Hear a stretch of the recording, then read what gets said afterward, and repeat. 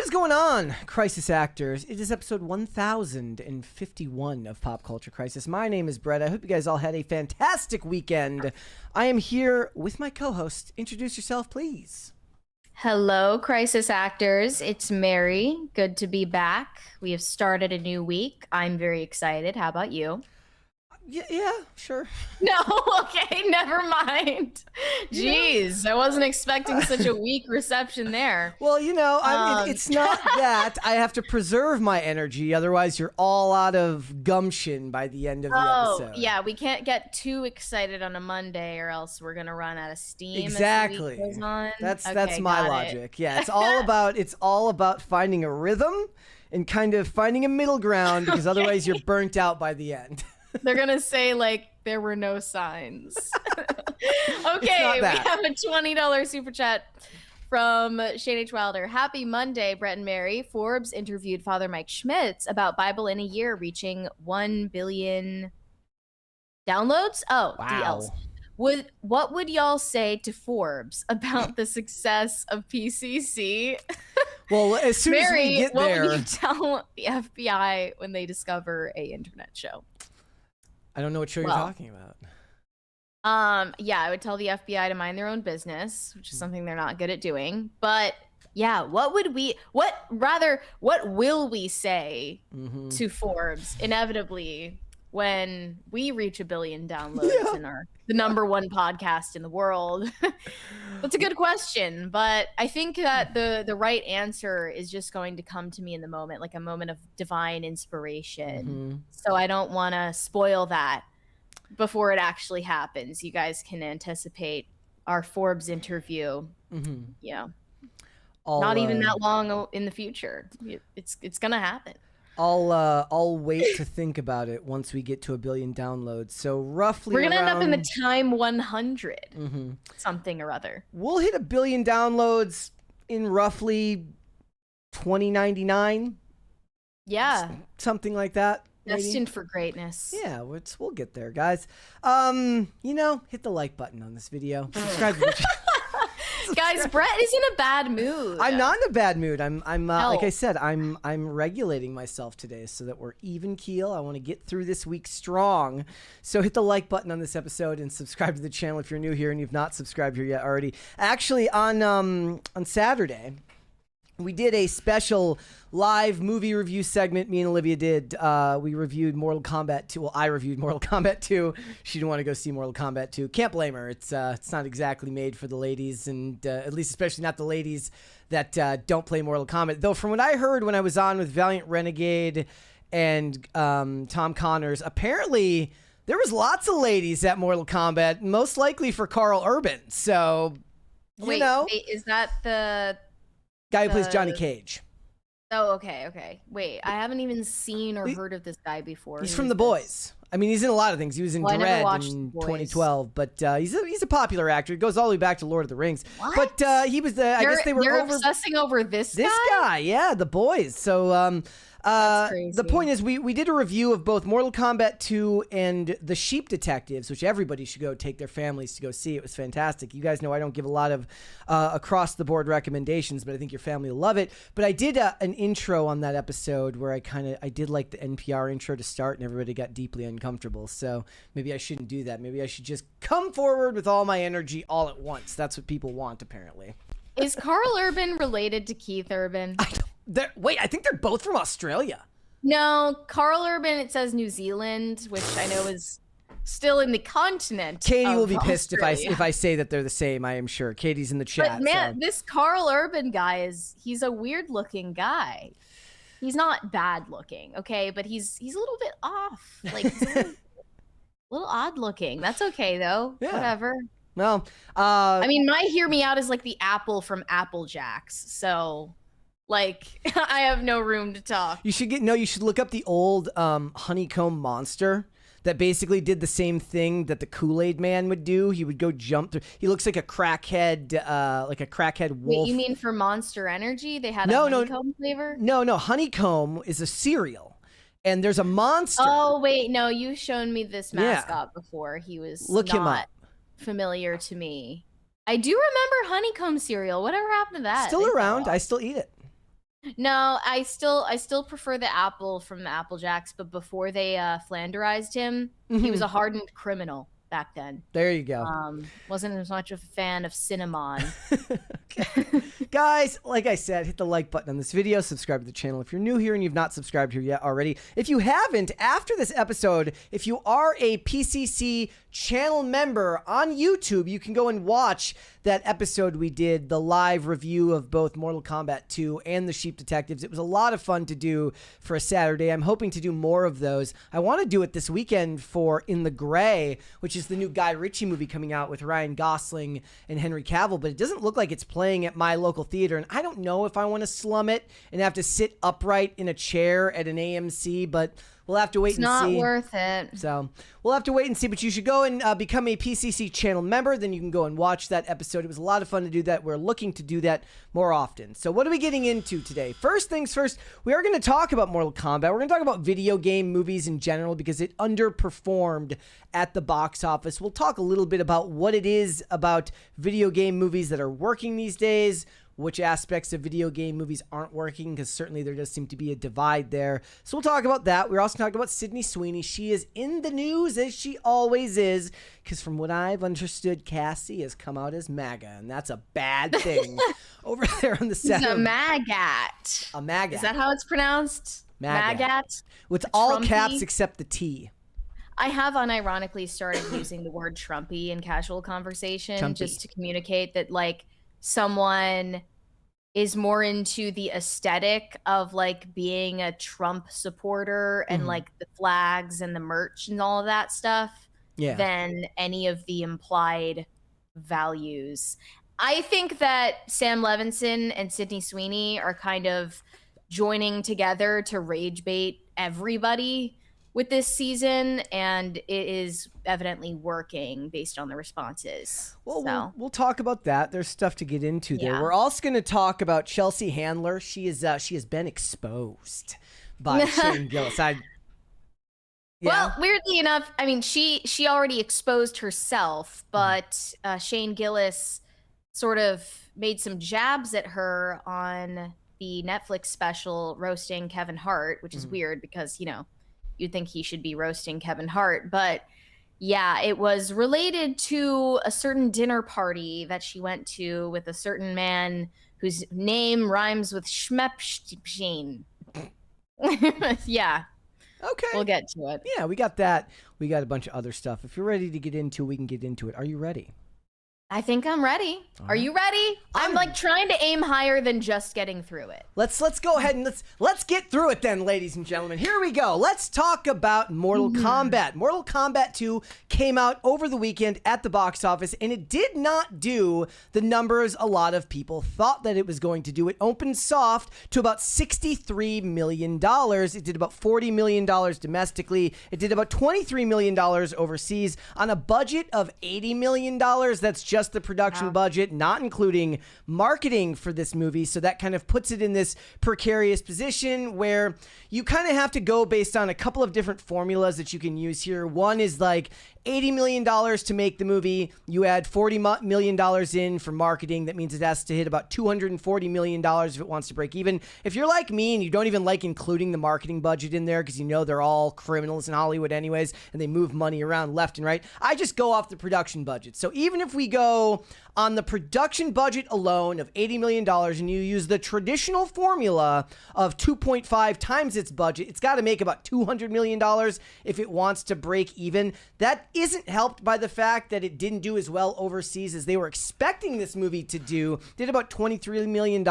Didn't even open to 4,000 screens here in America. Now, don't be mistaken, this movie will end up making money. It will make its money back through like pay VOD sales, initially after it starts to leave theaters. Eventually it will end up getting licensed out to Netflix for a period of time, which will make it money back for Warner Brothers. And from what I remember, not the very first Mortal Kombat, but the 2021 Mortal Kombat movie was very strong on HBO Max. So this movie more than will make up for its budget. They already, at the end of the movie, if you watch our review, we did a whole spoiler thing. I won't do a spoiler here, but I will say they're very clearly setting up to make a third movie. Perhaps it's a trilogy. Perhaps they want to do like 9 Fast, 2 Combat or something like that 20 years from now, and they'll end up going even further into space than they did in Fast and the Furious 9. The point is they want it to be a franchise, but there is like a bunch of misinformation going on right now. For instance, a lot of the diehard fans of the franchise, and don't get me wrong, I thought this movie was perfectly fine. I said this movie is worth going to see in the theaters if you are a fan of Mortal Kombat. If you're not a fan, you can probably wait till streaming, which is, I think, is a very fair. I'll wait. Yeah. I'll wait until streaming. I knew you would. I will be on the edge of my seat. I'm waiting until streaming. So there's a little bit of misinformation going around here by the diehard fans. One of the things they keep saying is like it's the highest grossing MK opening of all time, which, if not adjusted for inflation, is true, I guess. But if you look at the 1995 Mortal Kombat movie, it opened to $23 million in 1995 money, which means about $49 million domestically, you know, not true, right? The 1995 Mortal Kombat movie was very successful and culturally will always be more relevant than these movies now. The big issue here is it couldn't even beat Devil Wears Prada in its second weekend. Yeah, The Devil Wears Prada is still reigning supreme on its second weekend. It made $43 million, actually. Yeah. Compared to Mortal Kombat's 40. But I think this is a departure from what Hollywood thought to be a guaranteed success formula, which is using video game IP to draw in a larger audience. And what I realized is, this is my theory, you need to make a video game movie family friendly for that to be true. Because if you look back at any of the best examples of that, that would include the Mario movies, Sonic, and FNAF. And Minecraft. FNAF was the lowest budget of, and Minecraft as well. But FNAF, the FNAF movies were the lowest budget of all of them. And all of them were family friendly. So it was parents taking their kids to see something that, in the case of Mario or Sonic, they found nostalgic. In the case of FNAF or Minecraft, maybe some millennial parents in the audience played Minecraft, but for the most part, they're just bringing their kids because their kids like it. And that's the reason I think those movies did so well. But there was no way to make a Mortal Kombat movie in a family-friendly audience. That's just not going to happen. So I think that's the main reason why it flopped. I wouldn't call this a flop. I wouldn't call this a flop. I think it hit around its projections. My issue with it, when I was saying before, and this just comes from someone who is like, for most people's, you know, like, depending on your perspective of what it means to be a normie, I love the 1995 Mortal Kombat movie. I love the 1997 one in like a love-hate way because it's so bad. I watched Mortal Kombat Conquest because it's so cheesy. And I've seen versions of like some of the episodes of Mortal Kombat Legacy, and I played the first 2 or 3 games when I was younger. So I'm still a normie by standards of today, where there's as many games as there has been. And if the references were to go outside of like the first couple of movies and the first couple of games, I would have perhaps been lost. But this movie does feel, at least in my opinion, like, given the brand recognition that Mortal Kombat has, it should have made more money than that. Now, it did do a lot better than the 2021 version. That's because they released the 2021 Mortal Kombat movie day and date on HBO Max, you know, at the, I guess, not tail end of COVID, but in the middle of the ongoing pandemic. So it was handicapped from the start in the amount of money that it was going to make. People kept referencing the term Project Popcorn, and I had no idea what they're talking about. I had to go look it up. What? That's what they were calling their strategy of releasing movies in the theaters and on streaming on the same day. Wow. You think us of all people would have heard that term before. When Valiant Renegade said that, I had to do the thing where I was like, I don't want to sound out of the loop, so I got to go Google this right now. I was like, what the hell are they talking about? It was in the article here. Anyways, it references it. But the point is it was actually, it should have theoretically been perfect counter-programming to The Devil Wears Prada, meaning these are 2 vastly different audiences, and it just didn't seem to bear out that way for them. And the below average sales overseas is a problem as well, because so much of the cast is international. Even Johnny Cage, who's an American character, is played by an or is he New Zealand or is he Australia? New Zealand, the point is like the majority of this cast are not Americans. In fact, I don't know if there are any Americans in this movie now that I think about it. Do you think that really matters to the audience? I mean, yeah, I do. Like I do for a lot. I mean, you don't think that people want to come out and support, actors that are from their area? I don't think they care unless they're from, one of representation matters. That's what they keep telling me. Representation matters. I mean, I think that in the UK, it's a lot different. They have celebrities over there who we still consider celebrities, but they're like on a different level over there. But Americans don't really feel that way about American stars because we see ourselves as the default still.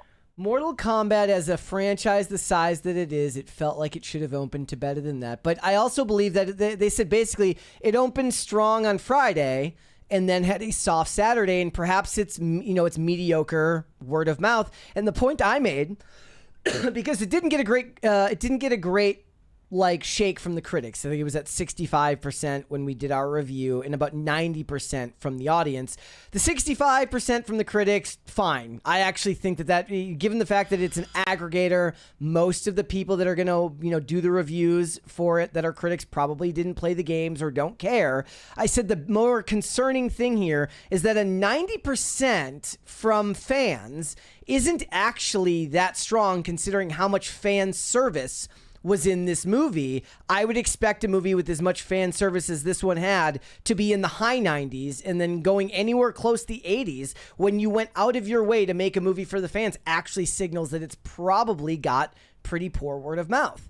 And that's not to say that I didn't like it. Like I said, I think that if you are a fan of Mortal Kombat, the fatalities, the blood, the violence is going to be more than enough for you. And nobody's going to see, I think like we said last night, nobody's going to see Mortal Kombat for Shakespeare.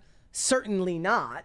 But I think that you're right. And I think that the formula that you mentioned is why they spent so long trying to figure out a way to make video game movies work. And it may not even have been the fact that they needed to find stories that would work. They literally needed a generational shift where millennials were now old enough to have kids that they could bring to the movies with IP that they remember from their childhood. I would still say that FNAF doesn't fit into that category. No, at the it very doesn't. least. That's true. No millennials played FNAF unless they were a YouTuber. Yeah. But that was parents taking their kids to, and they had never heard of it before or something. Mm-hmm. But I think it maybe is easier to sell women on a movie. What do you mean? Do you think that's accurate? Actually, no, that's not true because most moviegoers are male. I mean, they can they went heavily for Devil Wears Prada, but everybody knew that was going to happen. Fan service maybe is a simpler concept for a female audience because they were going to go to the Devil Wears Prada 2 regardless of the content of the movie. You know what else was successful and falls into the same category as Detective Pikachu? Oh, I forgot about that one. Detective Pikachu is very successful, and it again because it's got cute Pikachu, and millennials can bring their kids to go see it. Yeah, definitely. And the Tomb Raider movies, again, outside of the 2000 Tomb Raider with Angelina Jolie. Wow, I'm having a Monday. It's a Monday moment. The 2018 Tomb Raider movie, soft opening, didn't do the numbers that they wanted. Now they're rebooting it and turning it into a television show, as a lot of people kind of knew that they would. They still talk about how Resident Evil has yet to make a movie that they really feel captures the essence of the games, and they've all kind of underperformed. And now people are looking forward to the Zach Kreger Resident Evil movie that a lot of people have a problem with because they say it's not actually, it just feels like a generic zombie movie rather than something that's honoring Resident Evil as a franchise. If you're going to do the adult versions of comic book, of video game stuff, feels like TV is the place where you go for that. Twisted Metal was fantastic and went to TV. Fallout was very successful on TV. And The Last of Us. And The Last of Us. Oh, and by the way, the movie that was the real winner at the weekend, even if the box office doesn't reflect it, which is The Sheep Detectives, was made by Craig Mazin. Even though the box office doesn't reflect Well, it does. It overperformed given the fact that it's a family movie that was not necessarily marketed the way that it should have been. It was never going to make Mortal Kombat money because it doesn't have Mortal Kombat's name. And it's not going to make Devil Wears Prada money because it even doesn't have that name, given the fact that the Devil Wears Prada is a very successful book series. The book that The Sheep Detectives was based on was obviously a much smaller world than what we looked at for all of those. But that one was made by Craig Mazin, who did The Last of Us. I think in general, we do just need more family-friendly movies that aren't explicitly for children only. Mm-hmm. Like, and this is something that came up when I was ranting about Zootopia 2, which was just mind-numbing to watch as an adult, and it's not going to have any cultural impact. It made an insane amount of money, and I just feel like the box office no longer reflects cultural impact because of examples like that. And this is a separate point, but I think women also care a lot more about the story that surrounds a film, the way that it's made, why it was made. Oh, you don't mean the story specifically. On and off screen. You don't mean the story specifically. You mean the behind the scenes stuff. Yeah. Yeah. Well, yeah, I think that they care a lot about that sort of aspect of it. Like whether it's drama, like It Ends With Us, or if it's not drama at all, like the way that The Devil Wears Prada 2 is being marketed while it's still on its run is they're talking about like the making of aspect of it. And they publicized the salaries of the cast. And of course, to be equitable and fair to everyone, Meryl Streep, Anne Hathaway, and Emily Blunt all made exactly the same amount of money, $12.5 million each. The trio is also set to receive box office bonuses, with each potentially earning over $20 million as the film continues its run. Women love this stuff, okay? Sources say Meryl Streep could have commanded more than $15 million, but all three actors brokered a favored nations deal with Disney where they negotiated the same salary with back-end bonuses, all the same. I mean, there were other women in that movie, so I don't know how fair I think that is. I made a joke about this on Friday, and I realized that I'm just not cut out for the internet anymore because nobody can take a joke. I made a joke about how many other people could have made money if they would have just lowered their salaries. And somebody asked, like, have these three women specifically declared themselves as socialists? I'm like, y'all are no fun. Like Anne Hathaway has talked about gender pay gap stuff and I think they didn't really catch your tone there. But good for them, I guess. I'm just gonna make fun of them because they're all part of that side of Hollywood, which are always talking about fairness. So maybe women don't care as much about going to see a movie to suspend disbelief for the story, because even with Barbie, I felt like it missed the mark when it was too bogged down with like real life issues, like the America Ferrera speech, the America Ferrera monologue, the the gynecologist scene at the end. Well, that's because Ken is the one that commentary of it all. Ken is the one that made it work because he was not part of that. Yeah, that felt like it ruined it, but women ironically loved that part of the movie the most, that it was not purely fantasy, that they couldn't really suspend disbelief to watch it because it was so connected to the real world. And similarly with The Devil Wears Prada, the whole thing it's not really about the glitz and the glamour and the fashion. It's more so a commentary about like business and digital media and ethics and AI and journalism, like it's all of this stuff that I personally don't want to see in a movie, but women do seem like they have less of an interest in just engaging with the movie for immersion purposes. That's bad. That means it's only going to get worse with these movies. The next big test is going to be Street Fighter, which is also looks to be very faithful to the video games. So we'll have to wait and see how that does. I'm excited about that one, but we'll have to wait and see for all of that. It's going to be very interesting. But I think you're right. I think that as far as video game adaptations go, they're going to need to lean into the family element. Though there's a possibility that people are saying that Super Mario Galaxy doesn't hit $1 billion, which would be a huge downgrade. It's on track to do it, but if it doesn't, that's a big red flag for them, and they'll have to readjust. All right, before we move on, let's do this 20 from Pop Culture Junkie. Says, research suggests that women are often easier to convince to see a movie as they tend to be more enthusiastic about films, more likely to see movies that do not target them, and can drive attendance for female-led films.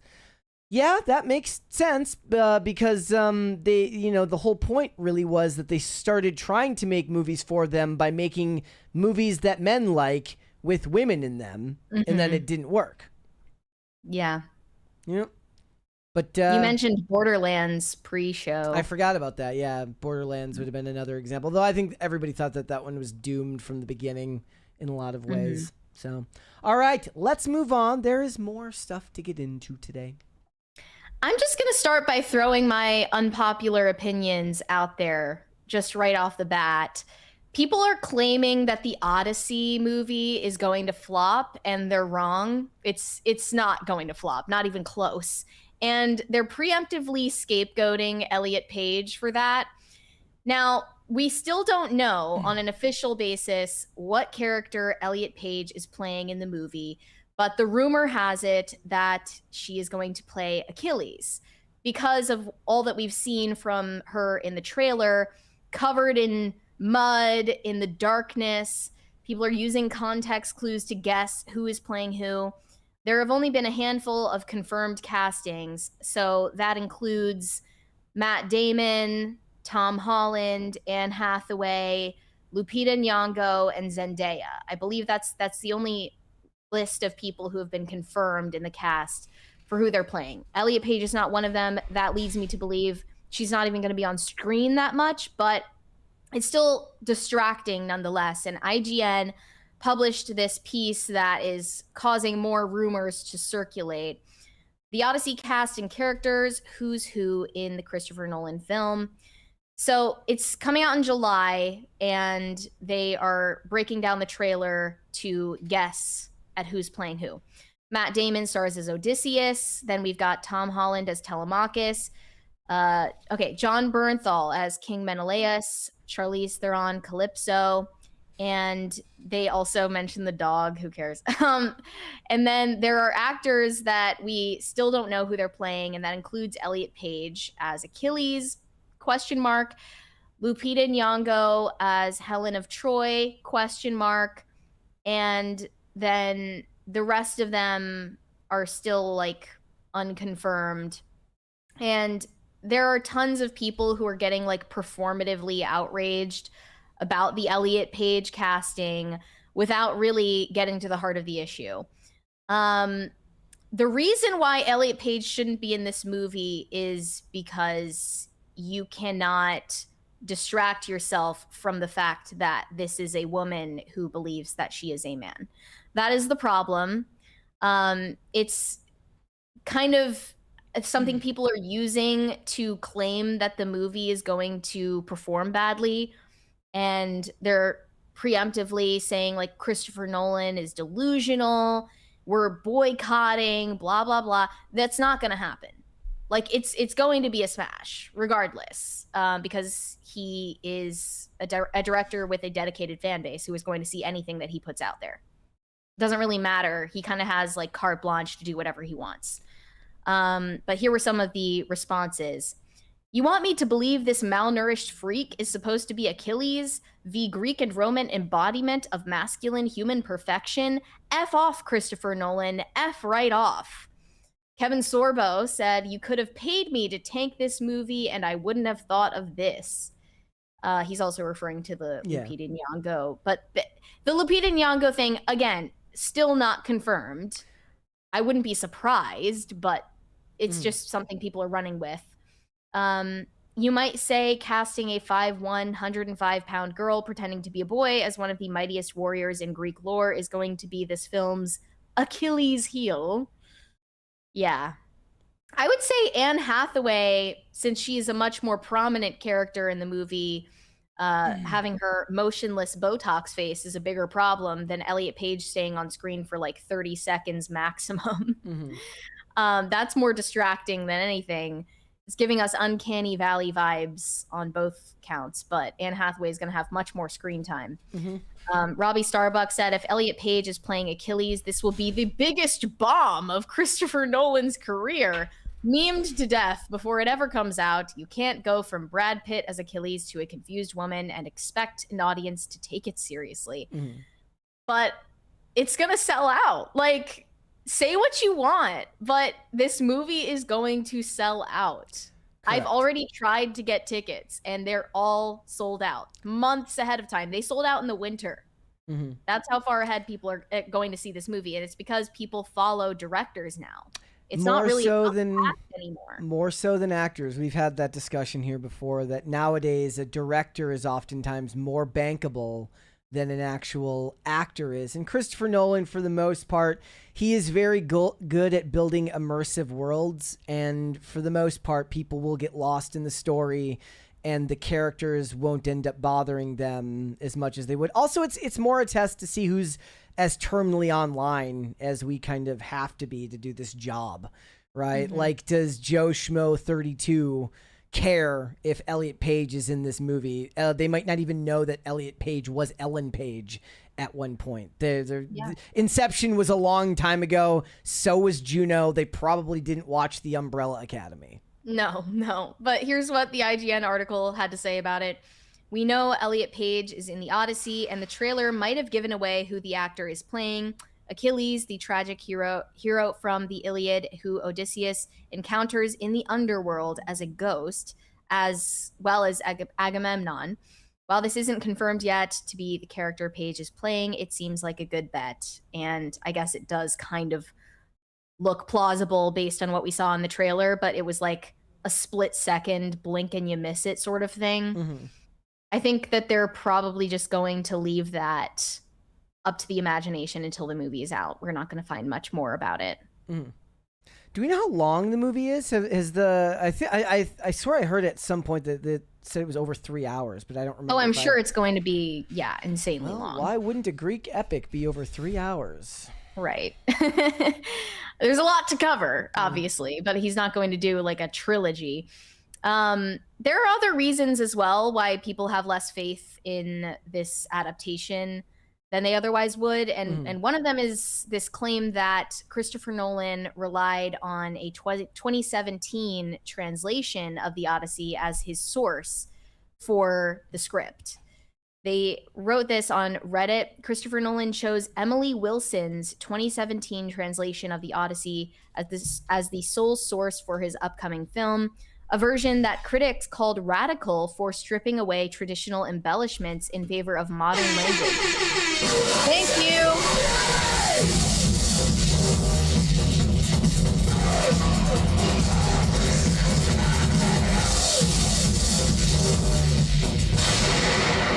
And I have heard about this translation before because nobody who likes the Odyssey likes it.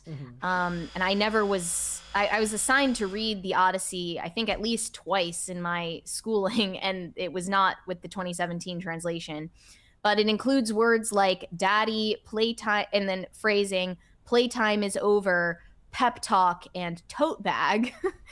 Emily Wilson told The New Yorker in 2023 that Homer didn't sound archaic to the Greeks. And they ask, is Nolan's Odyssey already doomed by its source material, or is a modern translation exactly what the story needs on the big screen?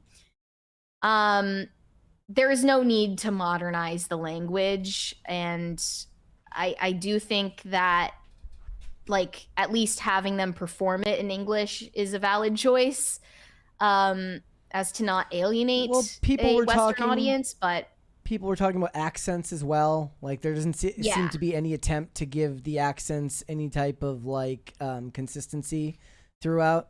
He's gonna do this world building. It says that the movie was filmed on the island where it is believed to have where Homer envisioned Odysseus landing with his motley crew to barbecue goats and stock up on food. Favignana in Italy. Okay. So, you know, he's going to build a world there and people are going to get lost in it. And for the most part, they're not going to care if they hear those words. Maybe after the fact they will, unless it's unbelievably egregious. Then they might say something, but it's Christopher Nolan. He's pretty bulletproof. In fact, the one thing that will probably get criticized will be the sound design, which seems to be the one thing that gets criticized in all his movies is poor sound design. It's not just the modern language, though. Another reply claimed that Emily Wilson's translation is infamous for being feminist, mistranslating intentionally to make the story read as feminist, shoehorning in ideology, not necessarily feminism, but progressive BS at large. Someone joked, when Hector says, "Chat, are we cooked?" as the Greek ships hit the Trojan shores, it's gonna be epic. I saw something about them that said, like, when he mentioned 6'7" and Sigma, is that really going to be the point where everybody checks out? I hope not. Another reply said, Wilson's translation is considered highly biased and inaccurate by classical studies students due to its arbitrary reinterpretation of multiple characters, moments, and story events that were done not in the name of accuracy, but in the name of catering to a modern audience. But again, I haven't read that translation, so I wouldn't be able to speak to that. One person claimed that she removed problematic elements from the story. Yeah, I don't know if they're citing any specific examples, but I think people are jumping the gun here a little bit because it's the internet and you have to find something to talk about all the time. If there's anybody who has earned a little bit of leeway with his productions, Christopher Nolan is obviously going to be one of them. Given the actual content of Oppenheimer, the fact that he was able to make nearly $1 billion on a movie that doesn't even really show the bomb. Yeah. Not in any real meaningful way. It's kind of just a psychological study. And makes you care about governmental meetings and stuff like that. Like, if he can make $1 billion doing that, or almost $1 billion doing that, you know, very few directors probably have earned the benefit of the doubt the way in which Christopher Nolan has. And he's got his large scale fan base even beyond that, the ones who are going to be diehard, even if the movie is bad, right? Hey, I'm a 2020 Tenet defender here. I'm not a Nolan bro, but I'm a Tenet defender as a lover of spy slop. Though I guess that movie would count more as like sci-fi spy slop. But yeah, I would say that you can give Nolan the benefit of the doubt. I would also be very surprised. He's not going to lean into I almost said Billy Elliot again. He's not going to lean into Elliot Page in any meaningful way that's going to distract from the story. I can almost guarantee it. I was just wondering if there would be a contender for a Barbenheimer 2.0. Is there anything coming out that weekend besides it? It doesn't look like we have a serious chance of Barbenheimer happening again. It's too bad. Because he's not competing with anything on the weekend of July 17th.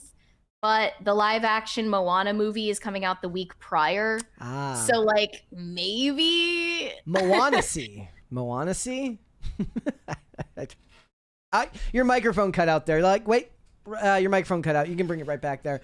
You know, Moana being a movie for it, even in week 2, that would be the only real way that this could end up being a flop, is if Moana somehow out-earned it. But we all know that that's not what's going to happen. The tickets for Oppenheimer have already sold, are already selling out for the IMAX showings. The fact that you can get them a year in advance shows you that there's a cult of personality around Christopher Nolan. There just isn't around a lot of... Who are the other directors? Because that is something that we've talked about. Who are the other directors that you can think of off the top of your head that kind of come to mind as far as like bankable directors these days? Sam Raimi is one that people list in that vein. James Gunn, but I almost say James Gunn is that because he like makes himself the center of attention around everything that he makes. Yeah, I mean Tarantino. He might be one of the earlier examples of that. 5 years sort of thing. Yeah. Martin Scorsese. Are there any women though? I mean, is that what's Patty Jenkins? Greta Gerwig? Greta Gerwig, maybe. I mean, yeah. Narnia is getting a theater release, if I remember correctly. So Greta Gerwig might be. And she's, for the most part, she's earned it. You know, given the success of Barbie and her, you know, she's had growing success with each, you know, consistently new project. That could have been Patty Jenkins if it wasn't for Wonder Woman 1984. Yeah, and you could claim that that's because she was riding on the coattails of the IP, but you could just as easily claim that about Odyssey. But at the same time, I heard someone in real life say that he did not know the Odyssey existed until the movie was announced. I mean, I honestly could believe Which is crazy to me. That's possible. I haven't telling read about it. Our modern education system. I mean, I haven't read it, but that's the thing, though. Also, the other thing you're forgetting here is, like, we're talking about that, analyzing adaptation, stuff like that. A lot of people are going to be going into this not having ever read the book. They just know it's generically based. They're not going to have anything to compare it to. Exactly. So it's not going to matter in the same way. So, unless they're comparing it to the, what was it, 2004? What? The last movie adaptation of the Odyssey? What was the one with Achilles with not Ben Affleck, with Brad Pitt? Is that Troy? I believe that was 2004. Okay. I could be wrong. There you go. All right, let's move on. We actually have Justin Baldoni stuff to talk about. It feels like it's 2023 all over again. Yeah, we finally caved, and we're going to talk about the settlement between Justin Baldoni and Blake Lively. The news has already come out. That's old news. I think part of the deal is that things are staying under wraps. We're not going to know the details. But it looks like Justin Baldoni was the one who won out and got a huge payment from Blake Lively in the end. And Blake Lively is just going to embark on her rehabilitation of her image. She showed up at the Met Gala with this weird baby voice that I've never heard come out of her before. So maybe she's adopted a new personality to try to reinvent herself at this point. But Justin Baldoni is back on the streets, and paparazzi are following him. And I just saw this insane headline. Justin Baldoni is still suffering from emotional distress after the Blake Lively legal war. It's a big burden to carry. This is a broken man. He is scarred for life by what he has gone through for the past few years with the disillusion of his passion project and this nightmare of a lawsuit where he has his name just dragged through the mud. They say Justin Baldoni is still carrying the emotional weight of his headline-making legal battle with Blake Lively. He has been suffering from emotional stress in the wake of the legal battle, according to a friend, Adam Monsheen. He said it's a big burden to carry. It's just like the weight and emotional stress that this puts on him. He's a real person. To maintain the knowledge that that's not who you are, that is exhausting. His heart is broken, and he insists that he really cares and has integrity. This is one of the cast members from the movie who just had a brief role playing the OBGYN at the end during the birth scene. And that scene itself was mired in controversy. Blake falsely accused Baldoni of casting his friend so that he could see Blake Lively naked on set. There was a meme earlier. It says, like, this is Jon Favreau in a movie as a chef that he directed, where Sofia Vergara was his ex-wife and Scarlett Johansson is his current wife. This is a subtle nod to the fact that Jon Favreau made both Sofia Vergara and Scarlett Johansson. I think it was Sofia Vergara and Scarlett Johansson, his wife, in the movie. Kind of like Tarantino, where he has was it Salma Hayek in From Dusk Till Dawn? Yeah, He suddenly puts himself there so that his feet, so that he can look at her feet. But when you're Tarantino, they let you do it. When you're Baldoni, you get your life ruined. The thing is, now that all of this is in the rearview mirror and we can look back at it and have some perspective, it made me realize that I'm imminently programmable, because perhaps it's just my contrarian nature. I like fully went through the circle of opinions about both Blake Lively and Justin Baldoni, where I eventually I did the full circle moment where I was like, wait, okay, so at first I thought Justin Baldoni was the stereotypical male feminist creep who is using feminism as a disguise for his predatory behavior. Then I looked further into it and realized that he was being defamed. Then I thought, well, he kind of deserves it because he's been running cover for this movement and this ideology himself and has been one of the biggest advocates for Me Too. So then I started thinking, well, I mean, Blake Lively and Ryan Reynolds are the ultimate Hollywood power couple for maintaining a united front against this guy. And he probably was a massive cringe tard, and they both obviously hated him and derived a lot of joy from talking shit about him and incorporating this archetype into the Deadpool movie. And I don't know where this quote comes from, probably part of the discovery process, but Ryan Reynolds said this about Justin Baldoni in August of 2024. I'd rather be puking in a gulag than hijacking performative feminism while practicing personal growth catchphrases in the mirror. Like, that's iconic. I don't care what you say. If you think Ryan Reynolds is some sort of like maniacal villain, sociopath, I agree with the spirit of his statement there. Also, you know, Ryan Reynolds is not somebody you're particularly a fan of, so. No, and I hate Ryan Reynolds. I already hated him before it was cool, and I still see where he's coming from in that. Like, especially the way that they characterized Baldoni in the movie. It was the man bun, namaste, like, you know, supporting women guy that I'm sure they've met hundreds of times in Hollywood. And Justin Baldoni is the epitome of that. Now, that doesn't mean you deserve what's coming to you, but it also means you can't exactly expect people to come to your defense either. And that's what happened with Melissa Barrera. She's like, I said something controversial and nobody came to help me.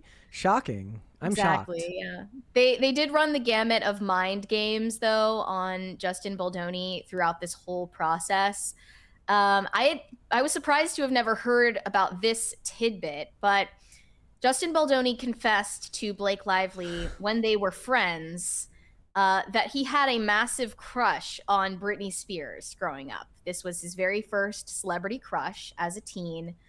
And he revealed to Blake that he had a poster on his wall of Britney in a particular dress that floored him. A Versace dress that Britney Spears wore to the Spring Designers 2003 fashion show. He could never get over it. And they say Blake then took this information, and when Sony wouldn't shut Justin Baldoni completely out of the movie premiere in New York, she realized another opportunity to psychologically torment her victim. She hunted down the exact dress that Britney Spears wore at that fashion show. It's actually embedded in this tweet here. And she decided to wear this exact dress, or at least a replica of it. It's in the next one after this. Yep. A replica of the dress to the premiere. They say, this is sick behavior. You don't do this to someone that means nothing. It's intimate, and Blake wanted him in some sick way to be sexually attracted to her. That is crazy work of her access and power to be able to acquire a piece like this. What reason would there be after so many wins to continue to torture this man? She and Ryan Reynolds both got a sick and twisted thrill from it. In their eyes, he couldn't fight back. He was powerless. They were going to crush his psyche, his very soul. It's highly disturbing to realize the depths of depravity that were reached in targeting this man, and they are still not finished.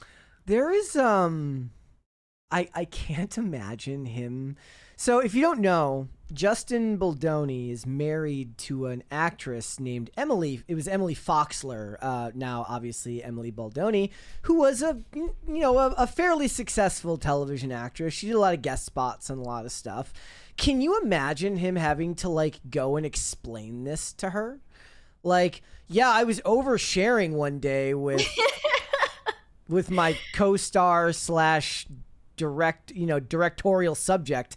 And I was telling her about the crush I had on Britney Spears, and this is why actors can't be trusted, man, because they'll just overshare, right? They're like, right. Somehow, can you imagine this dude with a podcast? He would be like, he has a podcast. Yeah, but nobody listens to it, right? Like, that was the whole point. That was the whole point of it, is that he already does this all the time. Yeah. He has this, I think it was called like the Man Up podcast or something. I don't know, where they just talk about their feelings because they believe that that's important for like men to be vulnerable. It's also and weird cry. that Blake, that also, it does prove the duplicitous nature of Ryan in this, because she has to explain why he's like, honey, what are you doing on eBay? And she's like, I'm looking for this dress from 2000. She has to explain her evil master plan to do this. And in no way, shape, or form is it benign. Like, you can only do this for nefarious or mean purposes. But certainly she has a team of people who are responsible for actually it's funnier if she has to go and do it on her own. But but then it lends itself to fan fiction where people are like, no, like Blake and Ryan were consorting with each other in the shadows, planning out all of these ways to psychologically break this man and drive him to a point of no return. And I think here's one explanation for why she might have done this, because it was obviously on purpose. Justin Baldoni, in his usual oversharing fashion, told this story himself. He described an awkward moment with Britney Spears on the set of Jane the Virgin. He said, this is crazy. She was going to show up on set for the CW, and he said that he was a huge fan as a kid, but he was bummed out that his character didn't have any on-screen time with Britney. And he said a few of us who weren't in the scenes with her came to watch. Because I had tweeted her and she tweeted me back, I had gone up to her. So in my mind, we're friends, but we weren't. And I gave her a big hug, and I think I scared her. I just had this awkward moment of, did I just harass Britney Spears? Yeah. Like, if you hug someone and even have like the faintest idea that they were scared in the moment, like, it's probably true. She had no idea who you were, and you just came bounding up to her like you're best friends. He's touchy-feely. He's overly emotional. He shares too much of what he's thinking and feeling all the time. He's showing people his wife's home birth videos. It was a person like him. Time was going to catch up to him eventually. Okay, whether it was Blake Lively or someone else, this behavior was going to catch up to him eventually. And no, he's not the Harvey Weinstein tier predator that he was portrayed to be by Blake Lively or her defenders. But it's just impossible for me to feel bad for him. Mm-hmm. I think I've just accepted that, at this point. Now that it's all said and done, I just realized I'm not capable of sympathizing with someone like this. He gets a pass. I like Jane the Virgin. Olivia made me watch Jane the Virgin, and eventually I kind of got into it. I remember that cameo too. I was like, how did the CW afford Britney Spears? But I think it was like a cross promotion with something else.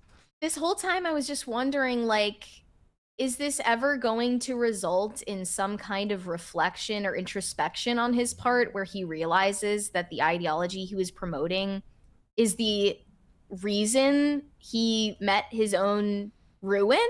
Nope. Like, is he ever going to publicly admit that? And probably not, because, I mean, it's not that people know that they're wrong, but they're lying about it. It's that they're just so convinced that they're right. Yeah. That there's no going back, because that would just collapse his entire worldview and his own identity. All right. I think you answered your own question there at the end. The collapse of his own identity. All right. What would you like to see, cringe or cute? Let's see the cringe first. This is another Met Gala cringe, but it's just...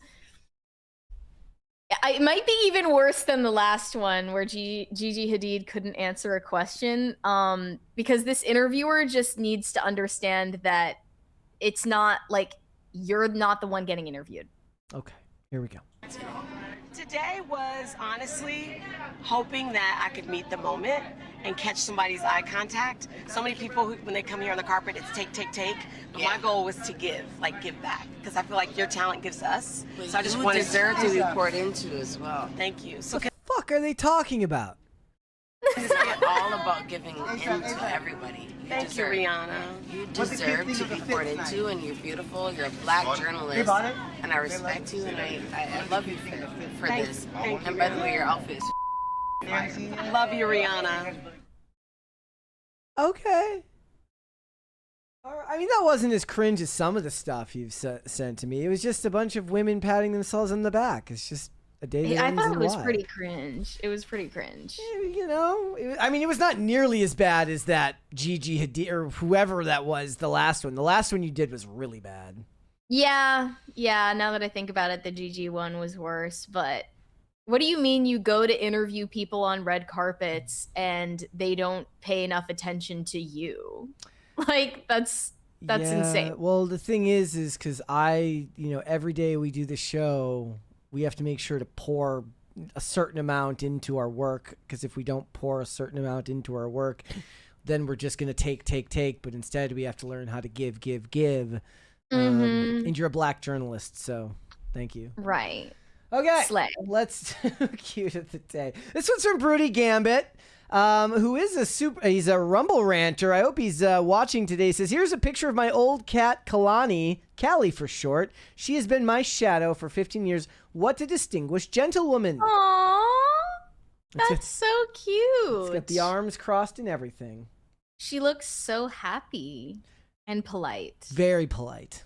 All right. How is she capable of smiling? I've never seen that. That's crazy. It is turned up like that. She's literally like, she's like this. She is. Or like this. She ate the pretzels. That's what happened. Yeah. All right, guys, let's move on. We've got more stuff to get into today. I want everyone to stop letting Euphoria spike their cortisol on a weekly basis, because this all starts to make more sense when you set the scene in your mind of Sam Levinson's life. It comes to Sunday night every week. He pours himself a glass of chilled Chardonnay. He sits down on the couch.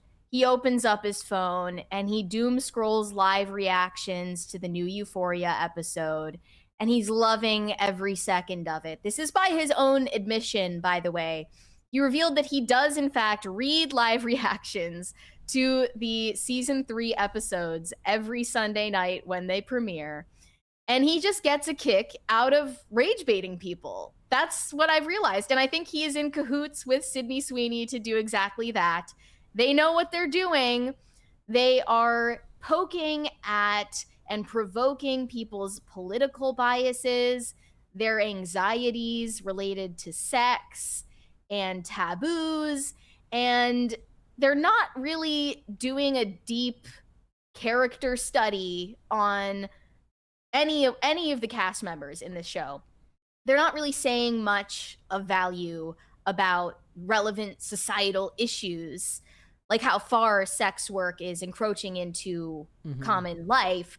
They're just sort of throwing shit out there and seeing what sticks. And it is working, from what I can tell. The most recent episode is pissing off just about everyone. It's on a much broader scale than the rage bait scenes from Landman, where she meets her non-binary roommate who's ranting about like being vegan and her pronouns. So Sydney Sweeney's character Cassie is continuing her foray into OnlyFans. In this episode, she finally has a breakthrough and hits 50,000 subscribers on the platform. And she has her ex-best friend, Maddie, as her unofficial manager. And they say Maddie has her engaging in a smorgasbord of fetish content for her dedicated clientele, including ASMR, selling her panties, comically large dildos. And then she decides to diversify her portfolio by going on a bunch of podcasts and preaching about how going on OF is sex positive, and she wants to empower men to engage with their desires. I'll just read from what Cassie says in this episode so that we don't have to play the clips. She says, men should be free. They should be able to speak their mind, voice their desires. This is when Trisha Paytas's cameo comes on screen. Trisha, on a fake version of the Whatever podcast, asks Cassie, oh, you think they're being too restricted by society? And Cassie agrees and says, like, if a man today were to say that he wants a girlfriend that can cook or clean, he might as well be screaming the N-word. And in another podcast, she is asked, or she's talking to this interviewer who says, you sound like a Democrat. And then she says, I'm not beep. Yes. I'm not tarded. Yes. Okay. So she's posing as somehow being like sex positive and like pro men, whatever that means. And she's like pushing back against like feminism. It's almost like a Bonnie Blue sort of rage bait character that they've concocted in the writer's room here. And it's clearly played to both make fun of the OnlyFans creators themselves and the people that they're supposedly catering to. And it's rage baiting all possible audiences to capitalize on the moment. And it feels very much of the time. It feels very 2026. And I don't think anybody is going to watch this show in like 5 years' time and think any of it is relevant. But it's played in the show like Cassie is completely artificial. Like, she's not actually politically right-leaning. She's not actually an activist. She doesn't have an ideology, and she doesn't even have her own identity anymore. She is just a clout goblin saying whatever it takes on any podcast to gain relevance. I mean, but that's like, to the politically brained, that might almost seem impossible to believe that that type of creature exists, but it absolutely does in the real world. Absolutely. They have all the bias of like a tropical storm. They don't care what they destroy as long as they destroy something for the sake of their own well-being. And honestly, to me, that's more refreshing than the politically brained people who are either left or right. Like, I find something more classic about the person who will literally do anything for free. More honest in a weird way. They're not honest because they're not actually sharing their true feelings or beliefs, but they're not poisoned by narratives formed by either side of the aisle. They are the more stringent embodiment of narcissism and self, whereas the other one kind of promotes their own belief system as a way of saying, like, I'm better than you by virtue of what I believe. These people say, I will get ahead, and it doesn't matter what I believe. Right. And that feels like an honest portrayal of the game that people on social media are playing. It's like when we talk about Logan Paul, and they say eventually one day they have to learn that they're going to be misunderstood. They're going to be taken out of context. Logan Paul isn't the only example of this, but they rage bait because they know it doesn't matter. They know that you're not like a large portion of them aren't going to like them. They're going to be highly disliked. So why bother trying? It doesn't work. You can never make everyone like you, so why bother trying to make anyone like you at all? I'm not saying that's a good view of the world, but it's a very honest one that comes from people who seek social media fame because they know that there isn't a way to do it otherwise. Yeah, and the trade-off, of course, is that you have to immolate your core identity as a person and any principles that you once held. And it does take a certain sociopathic tendency to do that and succeed at it. But that's what they're portraying in the show. And I hate to be the media literacy police because, I mean, those people are obnoxious, especially when they're trying to police how right-wing people interpret media. But in this case, people on the left who already are dedicated to hating Sydney Sweeney claim that this is her method acting. It was just a case of method acting gone too far. And she's actually letting too much of Sydney Sweeney bleed into the role of Cassie, who is no longer recognizable from who she was in the first 2 seasons. But if you actually try to be fair to what the show is portraying, she's not right wing at all. Like in the show, they're clearly telling you that she will say anything for fame and money. She'll do anything for fame and money. She's floundering and just doing this approach of shock and awe and trying to appeal to as wide of an audience as possible.